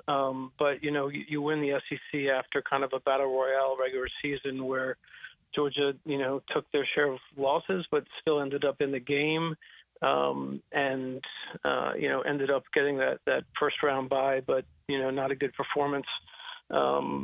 Some breakdowns in the game against Notre Dame. And so Georgia's not used to being kind of one and out in the playoff when they do make it. Now, they didn't make it the year before. So I think, Kirby's raised the expectations around here. I mean, it's unrealistic to think you're going to win the national championship every year, but, you want to keep your season alive as long as you can. Mark, one of the biggest storylines around pretty much surrounding most teams in college football, but especially Georgia, is that the quarterback conversation with Gunnar Stockton. Obviously, he got some experience in big games late in the season last year, which I feel like can help anybody when you kind of be able to evaluate what you are seeing. But thoughts on him this offseason so far, just kind of taking control of the offense and making it his? Yeah, I mean, he got thrown into the fire, like you mentioned. I mean, Carson Beck gets injured on a kind of a freak play at the end of the first half against Texas in the SEC championship game, and Gunnar Stockton, who really hadn't played in any significant moments during the season when like a game might have been on the line, was asked to come in, and he rallied Georgia. They came back and were in the overtime, and then Gunnar took a shot himself, and Carson came back in with his bum elbow and handed the ball off for the winning touchdown, and then his first college start comes in that Notre Dame game, and Georgia, didn't play well overall. Pass protection issues, special teams issues, but Gunnar didn't really do anything to kind of get the finger pointed at him that he had a bad game. I think he played as well as could be expected in that first game as a starter. So Kirby hasn't announced him as the starter, but every indication was and is that he's going to be the guy, and the fact that Kirby said, "Come with me to SEC Media Days," is a big another sign of that this is his job. Yeah, I totally agree with that. If Kirby's going to take you to Atlanta to talk to all that media, you're probably the starting quarterback. Let's get it to the game on September 27th. Georgia plays host to Alabama. Kirby Smart is 1-6 against Alabama. I would imagine that this game has a little bit more meaning. Yeah, I mean, I think if it was, before the 12-team playoff, maybe there'd be even more pressure to win that game. But, Georgia lost at Alabama last year. They lost at Ole Miss. You can suffer those kind of losses and still, get into the playoff. Now, you mentioned that record that Kirby has against Alabama. This is the first time that he's going to have Alabama in Athens. They haven't played here since 2015 when Kirby was the defensive coordinator for Alabama, and that was a bad day for Georgia football. That record is not something that Georgia fans love, but they do love the fact that they won their first national championship in 40 years against Alabama in Indianapolis in 2000 at the end of the 2021 season. So, last year's game certainly hurt. They came out and were just, pretty awful in the first half and rallied to make it a great game towards the end. But getting them on their home field, they're going to be jacked up for that. When you talk about the pass catching, and part of that is actually catching the passes, because last year that was one of the bigger issues in Georgia or at Georgia, was a lot of drops happening offensively. And I've seen stats, some of them up to 36 drops, obviously the number leading the nation in college football. But what has been the focus or topic from Kirby and players on trying to fix that aspect of the game? Yeah, I mean, there really hasn't been as much. That was definitely during the season. There was a lot of talk about that because there seemed to be a key drop or two almost every game. But, some of the people that had those drops have gone on. Arian Smith was like a mid-round draft pick. He had his share of drops, but he also made some big plays and had his best season in terms of statistically at Georgia. But they brought in a lot of talent at the wide receiver position. Zachariah Branch from Southern Cal, Noah Thomas from Texas A&M. They have Colby Young coming back, who was suspended for most of last season after he was arrested. So it's going to be kind of a different core of receivers. You're going to have a different quarterback. Carson Beck, can't really blame him necessarily for the drops, but he did put the ball in some dangerous situations, had a lot of interceptions, in like a 5 or 6 game stretch. So let's see if Gunnar Stockton and a lot of new guys at wide receiver, can do a better job with, not dropping the ball and not putting the ball, taking advantage of situations where Georgia should be able to move the chains. Now, they do have a guy like Dylan Bell coming back, Oscar Delp. So there are some guys that maybe shared in those drops that need to clean it up a little bit. Obviously, Kirby Smart is an excellent defensive coach, and we've seen a lot of his players go into the NFL. We, of course, have Trayvon Walker here as a starting edge rusher. Who are some guys on this defense in 2025, Mark, that you think are going to shine? Starting the back end, I mean, KJ Bolden is kind of the next guy up with Malachi Starks gone. I mean, KJ was, pretty much a starter last year. The way that they moved Malachi Starks around to get Bolden on the field, and Starks would play the star position. So he's only a sophomore, and he's going to be the next guy that kind of shines on the back end. C.J. Allen at inside linebacker, he'll be at media days next week. Georgia's had NFL first round draft picks a bunch under Glenn Schumann, including Jalen Walker, who went to the Falcons this year. C.J. Allen's kind of next up in that spot to be the guy. And then Kristen Miller, nose guard on the defensive line, really is a guy they can need to kind of shine with some of the departures they've had up front. When you talk about the offensive line, because that was probably one of the more underwhelming sides of the Georgia team last year, too, and then several of them getting their names called on draft day, too. But share a little bit about what that offensive line looks like now, a lot of new starters there. Yeah, they have some guys that are kind of part-time starters that are going to be full-time starters now, like Micah Morris, Monroe Freeling, Drew Bobo. All those guys kind of filled in for injuries or for one reason or another. But now it's their turn to kind of be the guy. And then Ernest Green was a starter last year, kind of underwhelmed with his performance and battled some injury. He's moved from left tackle to right tackle, where he seems to have settled in this spring and might be a better spot for him. And then Daniel Calhoun is a redshirt freshman who probably is going to be your starting right guard. So, even though they had 3 NFL draft picks, this group could, match what they did or even, do better. So we'll see what that looks like. Some pressure for Stacey Searles, the offensive line coach, as well as Mike Bobo for that group underperforming, and then Mike Bobo for the offense in general, struggling in the first half of many games. So those guys will be asked to step it up also. Speaking of Mike Bobo, because that was a lot of conversation too, there was some criticism on some of that play calling and the things that happened last year. What has been the overall surrounding kind of feelings from fans and media with Bobo sticking around? Yeah, I mean, it's kind of a unique situation for Georgia. They didn't have any changes in their coaching staff, and they've had, Del McGee, the running backs coach, is now the head coach at Georgia State. Fran Brown is the head coach at Syracuse, had a very good year after being a DB's coach at Georgia for a couple of years. So, there's usually a good amount of movement. Brian McClendon went to Tampa Bay in the NFL the year before. But there was kind of a Mike Bobo watch for about a month or so, with some in the media reporting he was going to get fired, and it never happened. And Kirby, it might be something to do with the NIL era. You don't want to be paying, a lot of buyout money when you could be paying players instead, right? So, I don't know if that was in play for Mike. I mean, Mike Bobo and Kirby Smart have been, around since they were teammates at Georgia. And Mike Bobo had a good season the year before when Todd Monken went to the NFL. Mike Bobo was a Broyles Award finalist. So you mentioned the drops, you mentioned the offensive line. How much of it is coaching? How much of it is players? It's going to be a big year for Mike Bobo to prove that last year was kind of, I wouldn't say a fluke, but they can perform better like they did the year before. Mark Weiser with us, the Georgia beat writer for the Athens Banner Herald. You would think in listening to our conversation with kind of how doom and gloom it's been, like, well, this didn't go according to plan and this didn't go according to plan, that Georgia wasn't a good football team last year. But trust me, everybody, standing from the Florida perspective, Georgia still had a great season, just didn't win the Natty like we said. And when you have high standards, maybe that's what it looks absolutely, and I certainly understand that from that fan base. But the over-under mark is 9.5 wins. Obviously, you're an objective journalist, so you would not bet necessarily on this, but if you were to bet on it, would you take the over or the under?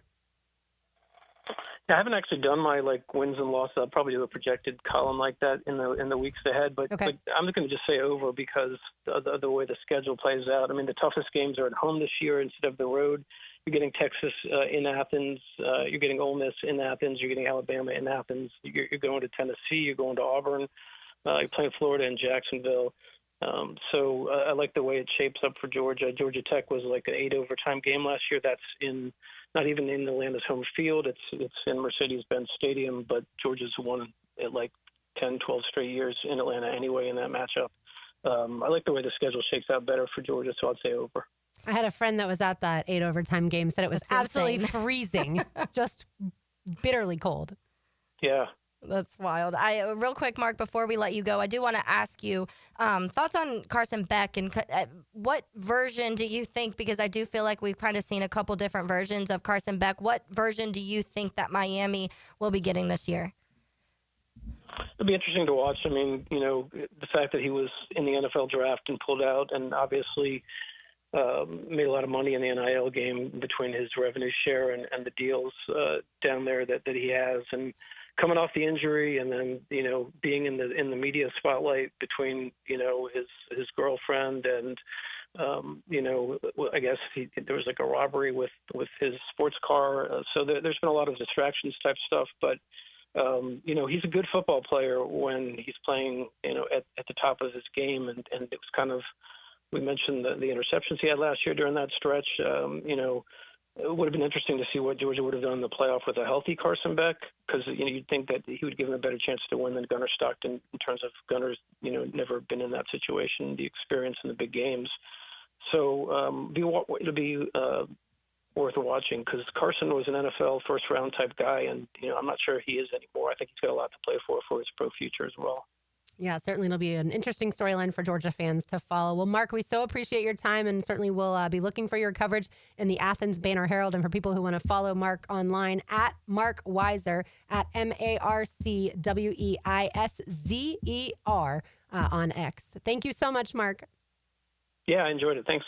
Thank you. There he goes. That Georgia-Alabama game, I'm just telling you right now, get your popcorn ready because certainly Kirby Smart does not want to lose to Georgia again. And like Mark said, it's the first time under Kirby that Alabama will come to Athens and play between the hedges. So September 27th, 7:30 at night, cancel all your plans, sit in front of the television and watch those two battle. Yeah, an interesting note there too, which I feel like would be a whole topic on another day. So maybe we'll continue that maybe next week with Tom McManus and get his thoughts too. Because when I was talking about Bobo, he said you don't want to spend your money on a buyout if you have to pay your players. Absolutely. How many college football teams are having to evaluate that right now? Like, we can't fire this coach because if we do, then we won't have the money to pay the players we need to get here. Yeah, we think about it with the head coaches. Certainly right now, that's a big talking point for Mike Norvell in Tallahassee with FSU. But I don't know that we've thought about it from the lens of the assistant coaches. Yeah, if you fire your offensive coordinator, you can't maybe pay that great left tackle or wide receiver. And it's a give and take for sure. All right, Taylor Dahl's Tangent is on the other side. You are listening to Helmets and Heels on 1010X on 2.5 FM. I want the truth. The truth? He's not afraid to tell the truth. You want the truth? Rick Ballou is the truth teller. You and SpongeBob are honestly like my biggest influences ever, dude. Into the Night with Rick Ballou. Evenings on 1010XL. Helmets and Heels. Covered by Lee and Kate's Glass. New look, same great service. Firehouse Subs has fries. Your hometown hero since '94 just cranked up the heat. Hot subs, crispy fries, golden, pillowy on the inside, and perfectly seasoned. Over 30 Jacksonville locations. Firehouse Subs, homegrown and now with fries. You know football season is almost here, so before it arrives, I'm going to get my home organized. Lauren Brooks here. Closets by Design is going to come to our house in the next few weeks to look at our closets and our laundry room because, y'all, we need serious organizational help. You can do the same. Call today to schedule a free in-home consultation and receive 40% off plus an additional 15% off with free installation. Yes, that's 40% off plus an additional 15% off during the month of July. Call 904-878-9393 or find them online at closetsbydesign.com.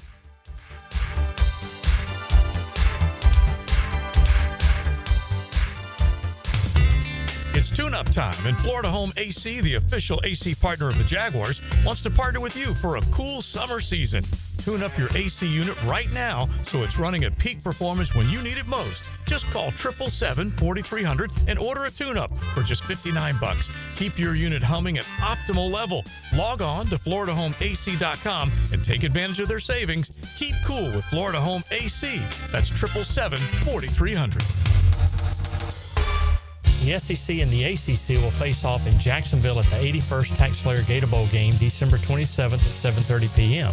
Join us for Saturday Night Football in prime time at the bank. Preferred locations and pricing available now at TaxSlayerGatorBowl.com. Looking for an exciting, fun-filled evening the whole family can enjoy? Discover the thrill of indoor football. It's fast-paced, action-packed, and full of family fun. It's a battle for the playoffs as your Sharks take on the San Antonio Gunslingers. This Saturday, July 12th at VyStar Veterans Memorial Arena. Kickoff at 7. Ask about the new 4-packs, 4 tickets, 4 food vouchers, and a $20 gift card. All for only $100. Get tickets at JackSharks.com or call 904-621-0700. Prosser here. The Sharks smell the playoffs in the water. It's Rock and Roll Night presented by Dick's Wings. Dress up as your favorite rock star for a chance to win a prize or join us on the field after the game for our free autograph session sponsored by Showtime Sports Cards and Collectibles. Ask about our new 4-pack, 4 tickets, 4 food vouchers, and a $20 gift card, all for only $100.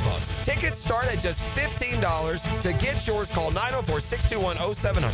That's 904-621-0700. Sharks football, where memories are made.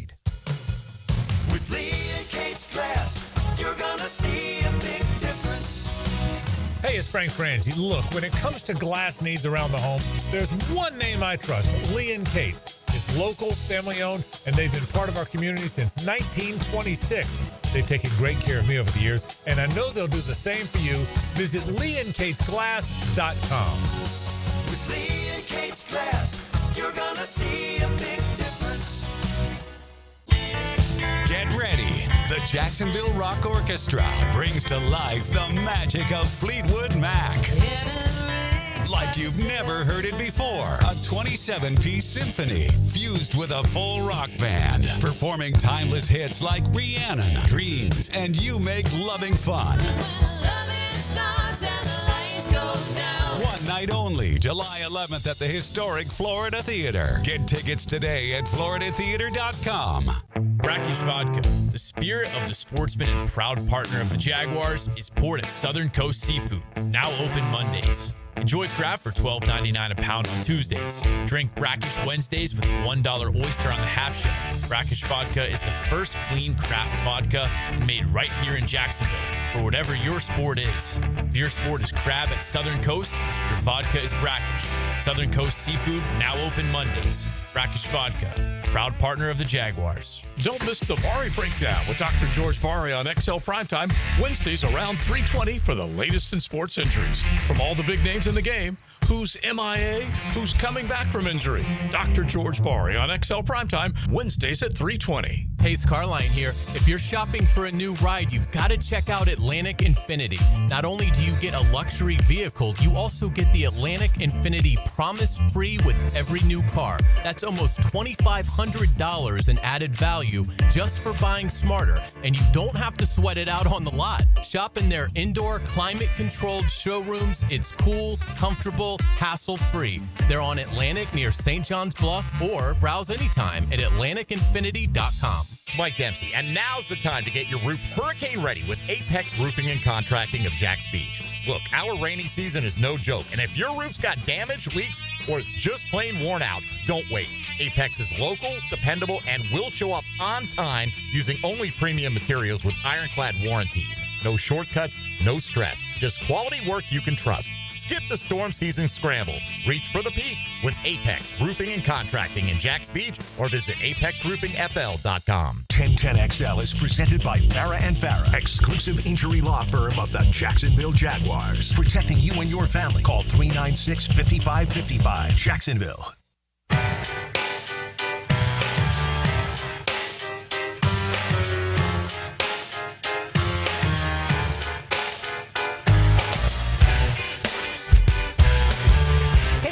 Saunders, I'm Lauren Brooks with you. I haven't had time to read it yet because it was released right around when our show started, but John Shipley of SI caught up with Jimmy Smith to talk about Brian Thomas Jr. So head to whether it's his Twitter page, X page, or just head to si.com, the Jaguars part of it, and you get to read about that. I will definitely be doing that this weekend. I also will be finishing the quarterback series, or certainly trying to have 4 more episodes left.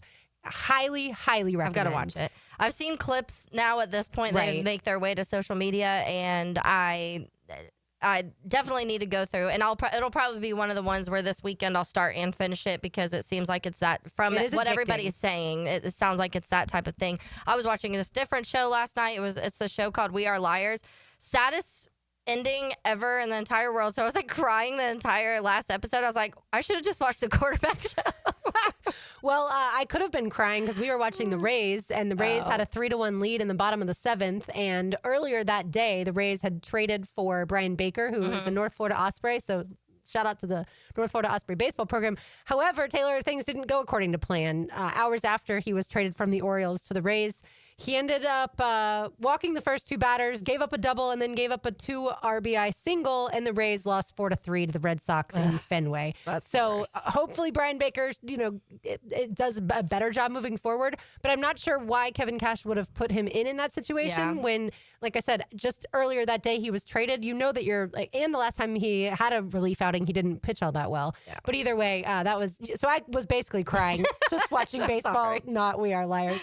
All right, right now Taylor Dahl has a tangent. Now, Taylor's Tangent, served up by Chick-fil-A on 1010XL. So I went through the Pro Football Network offensive side of the ball college rankings yesterday. So they broke down the different position groups, the quarterback, wide receiver, running back, and offensive line. Today I'm going to kind of quickly go through the defensive side, because then I want to look at the teams that have the most rated categories out of all of these. So there's the 4 offensive side, and they broke down the defense into 3, and they put the defensive line, so they're including the edge rushers in that, I guess, depending what your scheme looks like, maybe they're included in linebackers, but they just have it as defensive line, linebackers, and then the secondary. So for the defensive lines in college football right now, they have Clemson 1, Alabama 2, Texas Tech 3, Florida comes in at number 4, Penn State at number 5, Michigan 6, Georgia 7, Miami 8, Oklahoma 9, Texas 10, and then their honorable mention is Oregon.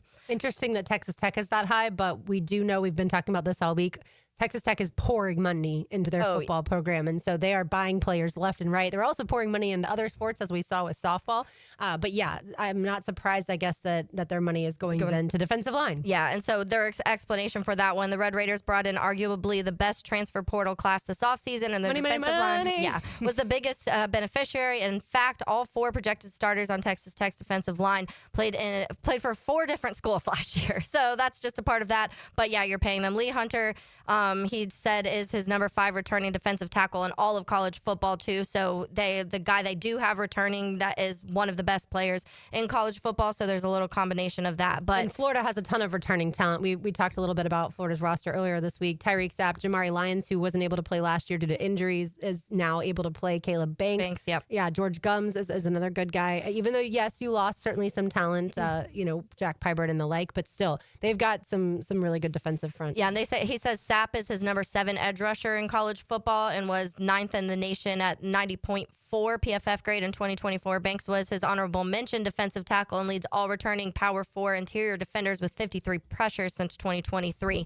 So there's a lot of things to like about that the Florida trenches in general. There's a lot of things to like right now. For sure. And Florida has depth, which is shocking finally at both offensive line and defensive line. Linebacker-wise, Texas, number 1, LSU 2, Pitt 3, Georgia 4, Notre Dame 5, Texas A&M 6, Ohio State 7, Alabama 8, Clemson 9, Kansas State 10, and then their honorable mention there, Oregon also. So Oregon in both defensive line and linebackers are their honorable mention, so just outside his top 10 in the country. So it'll be really interesting to kind of follow along with that Oregon defense this year. That's another school that has a ton of money. Yep. That is not afraid to throw money at players. Yes. So that's a trend. And the Kansas State one, I wouldn't have known anything about their linebackers. Yeah, and let me see real quick, because he does do like a few little notes on what exactly, like why he picks certain ones. And sometimes some of them I get, obviously, if like Florida's and Alabama's and Georgia's, we follow along so closely with that it's a little bit easier to kind of understand, but sometimes there is the surprising one. So that was Pitt. Is that the one you said you were surprised about? Kansas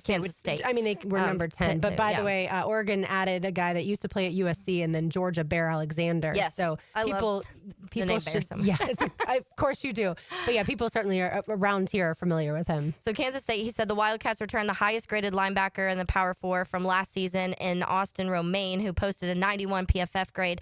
As a true sophomore, his 90.7 run defense grade was the 3rd best in college football, powered that mark, and his 43 run defense stops were the 4th most among Power 4 linebackers.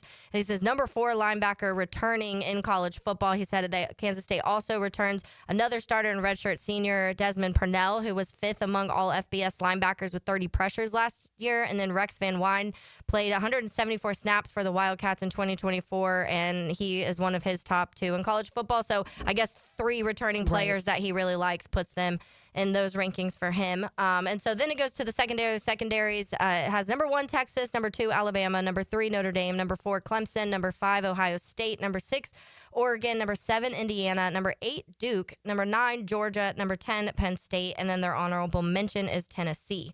Yeah, that's basically outside of a few like in Indiana. That's basically the heavy hitters. And I shouldn't say outside of an Indiana. Indiana made it to the college football playoff last year, but those are your traditional powerhouses for the most part. Yeah. And that's what I feel like a lot of these lists, and that's why I'll go on now to kind of talk about the ones that lead the list in the most categories. So I'll start with and I did 3 or more. So if any of the teams had landed on any of the 3, so remember there was the 4 offensive rankings and 3 defensive rankings, so 7 possible top 10s to make. I did mention the honorable mentions in these, so if you landed on the honorable mention, I also included them. LSU has landed on 3 of 7. They were on the linebacker, quarterback, and wide receiver. Florida was on 3 of 7, defensive line, quarterback, offensive line. Mama, we made it. People would argue maybe running back in that group. Yeah, I think so. You mentioned the other day maybe we're higher because we just talk so much more about the Florida team and run game, but I would also have to go through and look at all the other, what their running back rooms look like from start to finish of who he put on there. But Miami also 3 of 7. They have quarterback, offensive line, and defensive line.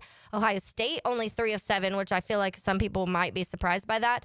Quarterback, wide receiver, linebacker for them. Georgia has lands on 5 of the 7 rankings, running back, wide receiver, defensive line, linebacker, and defensive back. Notre Dame on 5 of 7, running back, wide receiver, offensive line, linebacker, defensive back. Oregon on 5 of 7, running back, offensive line. They were honorable mention for defensive line and honorable mention for linebacker, and then they were on that list for defensive backs. Clemson, 6 of 7, quarterback, wide receiver, offensive line, linebacker, and DBs. Texas, 6 of 7, quarterback, which was an honorable mention, which we thought was kind of interesting, but whatever. For sure. And then running back, wide receiver, defensive line, linebacker, defensive back. And then Penn State, 6 of 7, quarterback, running back, wide receiver, honorable mention, O-line, honorable mention, defensive line, and defensive back. Yeah, so if you want to, I guess, get an early look at, and especially when we go to Vegas, to put some money down on some of these teams who you would expect, to be in the college football playoff, they're going to have to be teams that, like you mentioned, if this person's analysis is correct, which it's pretty in-depth, then those are the teams that are most likely going to be in the college football playoff. But, of course, it does hinge a lot on the quarterback. Definitely. You mentioned the Florida running back room. Most people know Jaden Baugh and Jacoby Jackson, who certainly played as well last year, and then Trayon Webb from here, but was injured. And then you also have a redshirt freshman in Katie Daniels and then a true freshman, Duke Clark. And when I came back from the spring game, I had Duke Clark circled on, well, it's electronic, but, circled on my notes app. But, I really liked him. But how is he even going to see the field when you have all those different guys, especially those top 3, in front of him? So I think Jaden Baugh alone, from what he was able to do last year, and I know, it was so much Montrell Johnson we talked about. Right. And then you mentioned very early on after the spring practice, Jaden Baugh, and it pretty much immediately you were like, okay, this kid's going to be really good. You could see he has serious wheels. But, Trayon Webb, I'm excited to see how he gets in the mix too, of course, from Trinity Christian right around here. We've got lunch to give away. We do. We have a free lunch to Chick-fil-A. Give us a call at 641-1010 and you will get free lunch to Chick-fil-A. Let's say caller number 5. Someone did message me in yesterday saying that they went, and thanks for the free lunch because they won a couple weeks ago, but he said he also tried that peach milkshake and said it was delicious. So if you want to also add that to your meal, I promise you it's like the perfect summer milkshake that you can possibly get. And peaches are in season right now, so absolutely delicious. All right, we've got a Terminix Pest of the Day on the other side for you. And I have a shout out as well. One segment to go here on this Friday afternoon on 1010XL 92.5 FM. Climb aboard the Jacksonville Sports Radio train. All aboard! 1010XL.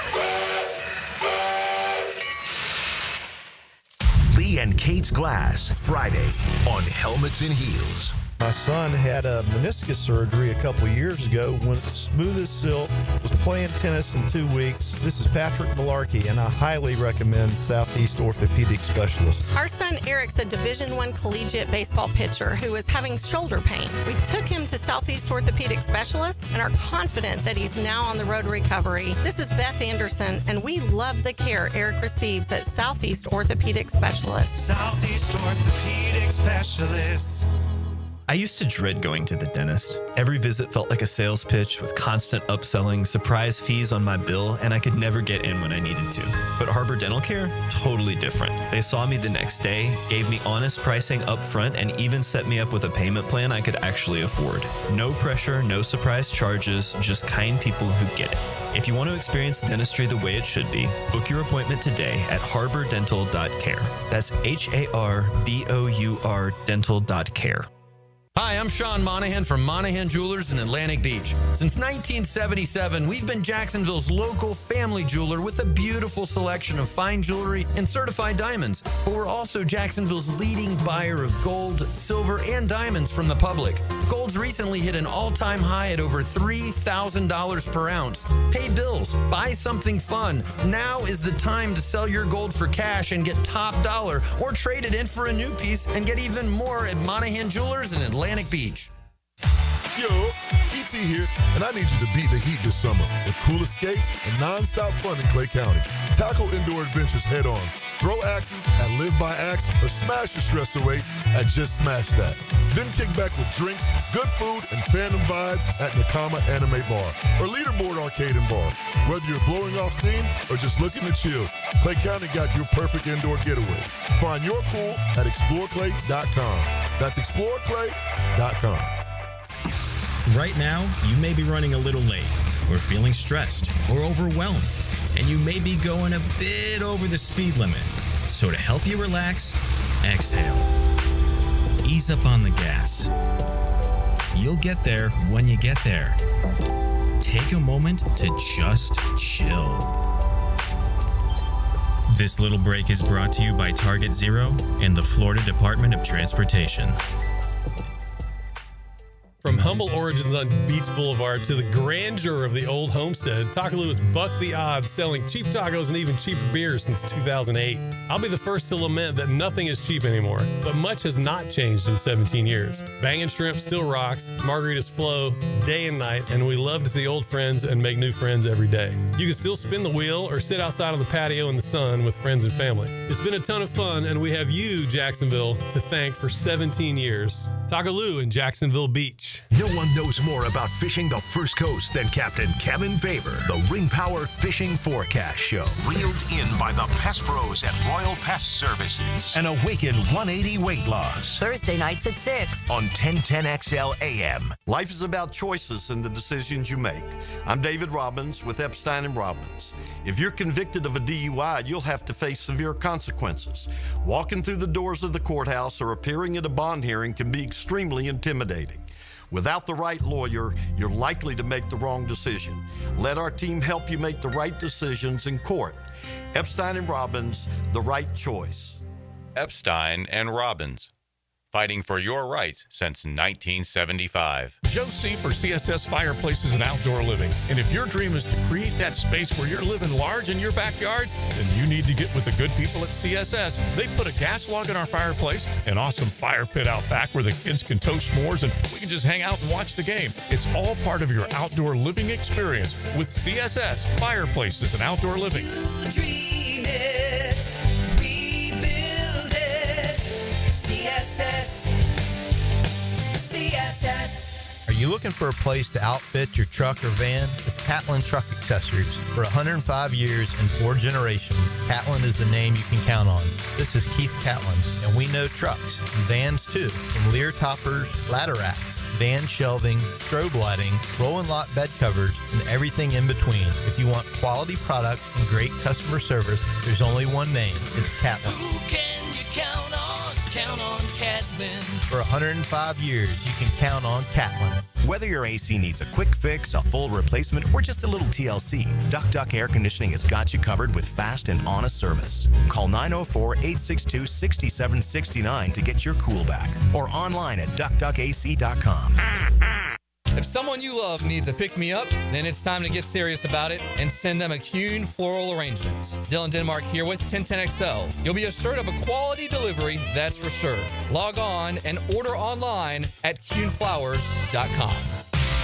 Your shrimp in a The first half-champion jumbo shrimp are home this weekend at ViStar Ballpark. Tonight is Friday Night Lights with Miller Lite Special and post-game fireworks presented by JTA. Tomorrow, the first 2,000 fans to the main gate on Georgia Street get a free Mummy Hawaiian shirt courtesy of Swisher. Sunday at 6:35 is a Baptist Health Sunday Family Fun Day with free pre-game face painting. JackShrimp.com for tickets. 1010XL is presented by Farah & Farah, exclusive injury law firm of the Jacksonville Jaguars. Protecting you and your family. Call 396-5555. Jacksonville. Now the cool down with Donovan Air Electric and Plumbing, keeping Jack's cool since '87. Taylor, are you ready to cool down? I am. For the weekend? All right, I have a shout out. It is to the Players Championship. Lee Smith and his team donated $1 million to Feeding Northeast Florida this past week. Wow. And Feeding Northeast Florida has been expanding their warehouse where they store all of their food. The president and CEO, Susan King, said Feeding Northeast Florida's mission is to reshape the future of hunger relief in North Florida. I used to babysit Susan's kids. Susan Oh, my King's goodness. kids a long time ago. Her daughter was recently married, so shout out to Sydney. Those are always weird things when you see kids you used to. And then they're grown up. Yeah. It's it's a little bit of a gut punch, but you're also like, oh, yay, I played a very small role in the adult that you are. No, not really. But yeah, Feeding Northeast Florida, in case you're not familiar, they serve over 97,000 people, and it's not just Jacksonville. It's a widespread area here on Northeast Florida in general. And the new facility will be called the Players Championship Center for Nutrition Security and Community Solutions. If you want to learn more, our good friend Gary Smits wrote a terrific piece in the Florida Times-Union. Love it. That's how I saw it. But yeah, we know the Players Championship does amazing things for our community. This is just another example. They help Frank's Charity, Walk-Off Charities. They help so many different organizations in Northeast Florida. So thank you to the Players Championship. Yes. And it's also a reason that everybody should get out there and attend the golf tournament. Yes, that is absolutely fantastic. I remember going back to like that COVID year and when we were and the year after when it was like limited and you were trying to figure all these things out and people were just kind of like, oh, wow, like golf. And I was like, it's not about that. Like the Players Championship and what they do with like when it comes to like the volunteers that do things, but also the money that goes into our community is massive. And so for a lot of people, that was the bigger thing sticking out. Like how much are you losing in certain aspects that you were helping the community because of that? And yeah, so I love stuff like that. It's phenomenal. I go back to, I remember in 5th grade, we had to do a project of like pick something like a save the world project, pretty much like what would you want to help? And my big thing was like the homeless community. So I did this whole presentation about how we like solve homelessness in the United States. I feel like as a 5th grader, I felt like I did a pretty good job. I won an award for it actually for my presentation and everything. The government didn't listen to me, but they should have. I know. But yeah, so I love things that help in that aspect. We did, this was not a serious thing. This was more of a silly thing, but we did a video, I want to say like 4th grade, so right around that time frame. And we got brooms, my 2 friends and I, we got brooms and paper bags. Because of course, back then, like when you went to the grocery store and got a lot of stuff, they would give you the paper bags. And we wrote on them like, stop the burning, stop the cutting, save the rainforest. And so we walked around and we kind of acted like we were picketing, for the rainforest. I don't know exactly what rainforest. Had you just watched Fern Gully? That's a good question. No, but yeah, I remember like we kept having to stop the recording because we would make each other laugh. Back then, like not just back then, even now. Yeah. When you're trying to be serious and you like especially work with your too friends, hard, it's impossiable. Correct, exactly. And so, I just remember finally we were able to get it was probably like the 20th take. And I don't even remember who was filming us, but I wish I still had the video because it was hilarious. Like we were so serious about it, but I don't think that we won any awards. Yeah. or really knew what you were or knew what we were which rainforest you were really working towards. Yeah, I think it just sounded good. Yeah. Stop the burning, stop the cutting, save the rainforest. So I don't think the government... It's a good slogan. I don't think the government listened to us either, though, Taylor. All right, time now for the Terminix Pest of the Day. As always, brought to you by our friends at Terminix. If you have mosquitoes right now, of course, after all these rainstorms, the mosquitoes come out in droves. You can have Terminix come and spray your front yard, your backyard like they did for us. They also take care of any pest issues that we may have. We used to have little tiny ants in our house. Those are gone. Thank goodness. And then also if you have any termite issues, obviously those are massive. You want to take care of those. You can find them online at Terminix.com, Terminix.com. And also they take care of all of the pest control issues for Everbank Stadium, ViStar Ballpark, ViStar Veterans Memorial Arena, and all of your favorite event venues around town. All of your favorite event venues, Taylor, since you go to a lot of concerts, as do I. But today's Pest of the Day, fireworks mishaps. I'm sure you saw the news story that former Alabama and current Chargers running back Najee Harris suffered a superficial eye injury during a 4th of July firework incident that occurred after midnight. So PSA, of course, this would be before any set of fireworks. So before the 4th of July, before New Year's Eve. Maybe shooting off fireworks after midnight, especially if you've been imbibing all day long, drinking all day long, probably not the best idea. And Harris is lucky. Najee Harris is lucky. He'll be fine for training camp. And again, it's just a superficial eye injury. I talked the other day about Very lucky, by the way. So lucky. Yeah. I've had a detached retina, and then that caused all sorts of other issues. But this is just like a cornea thing. So he'll be perfectly fine. He does not have to have surgery from what I read. But had it been worse, he could have lost eyesight in either one or both eyes. But one of the friends that was there, I assume it was his friend, had to be hospitalized after losing fingers. I feel like JPP, Jason Pierre-Paul, and his incident that I think was 10 years ago this year in the July 4th fireworks mishap that he had, he lost a finger and people weren't sure if he'd be able to continue to play football at a high level. He was able to, but I feel like that incident and story matriculated throughout the country and people learned like you have to be really careful when you're doing these things. And I guess I don't know that they were drinking, but it just feels like 4th of July after midnight. There's usually some connections there. Exactly. Yeah. Yeah, it is. I mean, anybody, you've got to be careful. But to your point, like as an athlete that has already seen an athlete have a story like this, and it also could be even worse than that. I mean, you're talking about an eyeball. It's like a head. Like who knows what's happening. And you can't replace it, by the way. Yeah. And so super scary. I saw that immediately. And at first, like the way the headline happened to me, it made it look a little like even worse than what it was too. That's what headlines are intending to do. Oh yeah. And then you click it and you figure out it immediately was about Najee, but then you go further on and it talks about his friend also. But yeah, it's be careful. I mean, just like be careful out there. And I know like because I am someone that has a dog that's afraid of fireworks, I tend to lean towards if you like fireworks, just go see the professional fireworks displays. People love lighting their own stuff. But yeah, they do. Yeah. And we know that too because the morning after the fireworks, we then walk said dog and there's fireworks trash debris everywhere. Yeah. And I don't care if you shoot off fireworks at this point. We've figured out how to, keep him under control and not be too scared. But I do feel like you should have to pick up your trash, your fireworks trash the morning after. I agree. I think, I'm not one of those people that I'm not anti or love fireworks. Like it's cool. Sometimes I'm like, oh, they're kind of pretty, but there's people who are absolutely fascinated by all of that. My brother actually, so me and my brother have same mom, different dads. On his dad's side of the family, he makes fireworks. So every year he creates his own show and it's fantastic. Wow. Like it's very professional looking, but he spends all year, and he does it for New Year's, not 4th of July. Okay. But he spends all year does everything. I don't know that, don't ask me how to do it. I don't know anything about that, but from literally like formulating everything into making the show and all of it, it's really wild. And he doesn't have to light it. He has a system that he pushes buttons and it lights. Yeah. So it's wild, but people who love that stuff love it. I feel like this could be a good Twitter X poll. I'm always going to call it Twitter and tweeting out. Me too. It's just in our brains forever. But what's more unique or what's cooler, making your own moonshine or making your own fireworks? Because I don't know that I've ever heard of someone making their own fireworks. Yeah, I hadn't either. I do know of people making moonshine. Yeah, I've had some really good own made moonshine also. I have one friend who does it, and he makes, which I'm not the biggest root beer fan, but he makes a root beer one. There's like this a blueberry one, like any flavor you could possibly think of, and it's dangerous because it's real very strong. You have a couple shots of it and you already feel like you're getting drunk, but it tastes like blueberry pie, and I'm like, this is a trick.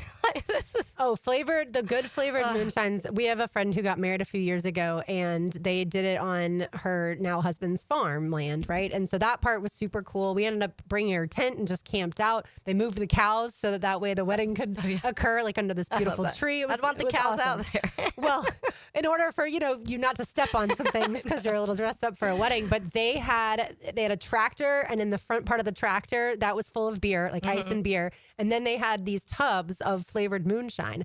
And everybody, anybody and everybody could just go and help themselves. There wasn't a bartender by any means. So some people were getting after it when it comes and you don't to realize it's one of the ones, like I said, it tastes good, so it sneaks up on you. Then you have the real bad. There's the ones that just taste like rubbing alcohol, and that is not fun to drink. No. But some people still love that stuff. They love the 151. Yeah. Like Everclear. Diesel. Yeah, Everclear. All that stuff. No, thank you. Yeah, no, thank you is right. Side note really quick, and this is a completely different topic. topic. Take as much time as you want.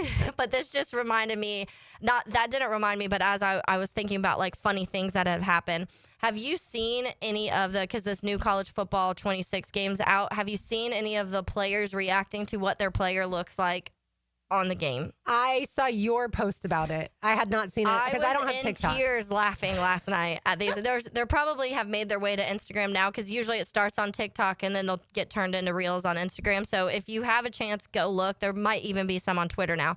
But just write college football 26 and I'm sure some will pop up. It's hilarious, because they're so wrong. They'll have every aspect, the hair wrong, the skin color wrong, the ethnicity wrong, everything you can possibly think of, but it's the players themselves and they're playing the game and it's them, and most of them start the video where you see the screen of the game, and they'll be like, "Who is this person?" And then they'll flip the camera around, and it'll be a complete, not even close. And I've probably spent like 40 minutes last night scrolling through college football players reacting to their person on this EA Sports College Football 26 game, and it was hilarious. I have known people that have spent a lot of time, not necessarily doing that, but playing the football games this one time. Yeah, they're obsessed. I saw a picture of Billy Napier in the game. Okay. And he looks, do you know what Jeremy Foley looks like, the former Florida athletic director? That's who I thought it was. I was like, that is not Billy Napier. That is Jeremy Foley. I think you guys could work a little harder because with all the technology that we have now, I would think that there would be like an easy 4D type of capture and then create something that looks identical to the person. And that's what, so I saw the Brian Kelly one. Brian Kelly also does not look like Brian Kelly at all. But I guess, I don't know the intricate parts. If people want to tweet in and let me know how this works. But from what it seems like, some college football coaches will go and get the thing done to where it looks like them, and some don't want to be a part of it, so they just kind of have to make it up. Which I still feel like you can animate enough to make it look a little bit closer. Like if people can draw a cartoon picture of Brian Kelly, then you can probably animate something on your fancy computer system. But it is still interesting because I guess for Madden, Bill Belichick never wanted to be a part of it. So it was always a thing where it was like Bill Belichick never really looked like Bill because he never went in to do all the scanning things, which I'm guessing he probably also didn't for the college football game unless his girlfriend convinced him to.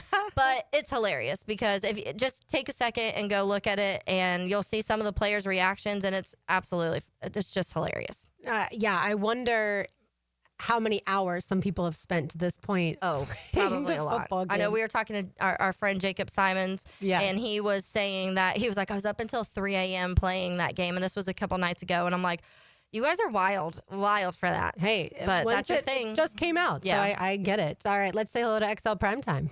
Now, the 2-minute drill on 1010XL. Live at Mocama up there in Fernandina. Hello, Joe. Hello, hello. All right, are you drinking coffee or have you already switched to beer?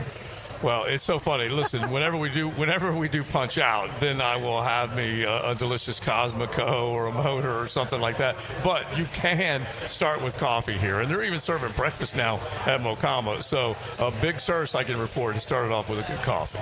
Of course, yeah, we've been there. I love that place. Definitely one of the best local beers for sure is Mocama. Joe, earlier in the show, we gave 3 reasons that we're super confident in the Jaguars this season, 3 reasons that we're very concerned. What is one of each of those? One reason you're confident about this team and one reason you're concerned. Okay, and it's really tough to just say you're very confident about any position if we're being honest here. But what Brian Thomas Jr. did do with the receiving game would make me the most confident. Not crazy about the run game, not crazy about the line. Trevor's got question marks. We all know that. So I have to. I'm going to put Brian Thomas Jr. as the thing that I'm most confident in. And the thing you're most concerned about is still, I'm going to go in the area that I've been going more than most. A lot of people will point to the offensive line, but that interior of the defense, they cannot wilt. They cannot be in a position where they need to make a stop on 3rd and 1 and not get the job done. I saw a number earlier today, the number of 3rd down plays that Tampa converted last year was just a huge number. And so they've got to make sure they get a 3rd and 1 and can stop a 3rd and 1. So those would be the 2 that I would name. Joe, it sounds like you guys are going to have a really good time there today. What you got coming up? Yeah, we'll definitely dig into some Jaguars as here we are, about a week away from the rookies reporting. So we're going to start talking about training camp, some of the things to expect, what Big Surf went through as he was getting his body and mind ready for training camp. And then we got some college football. We had a little fun yesterday with the quarter century all defensive and all offensive team in the NFL. Well, Big Surf is like, they always tell me to stay in my era, so we're going to go back and do a little bit more from his era and have a little fun with that. So college football, Jaguars, as we get ready for SEC and training camp next week. All right, sounds good. Y'all have a blast.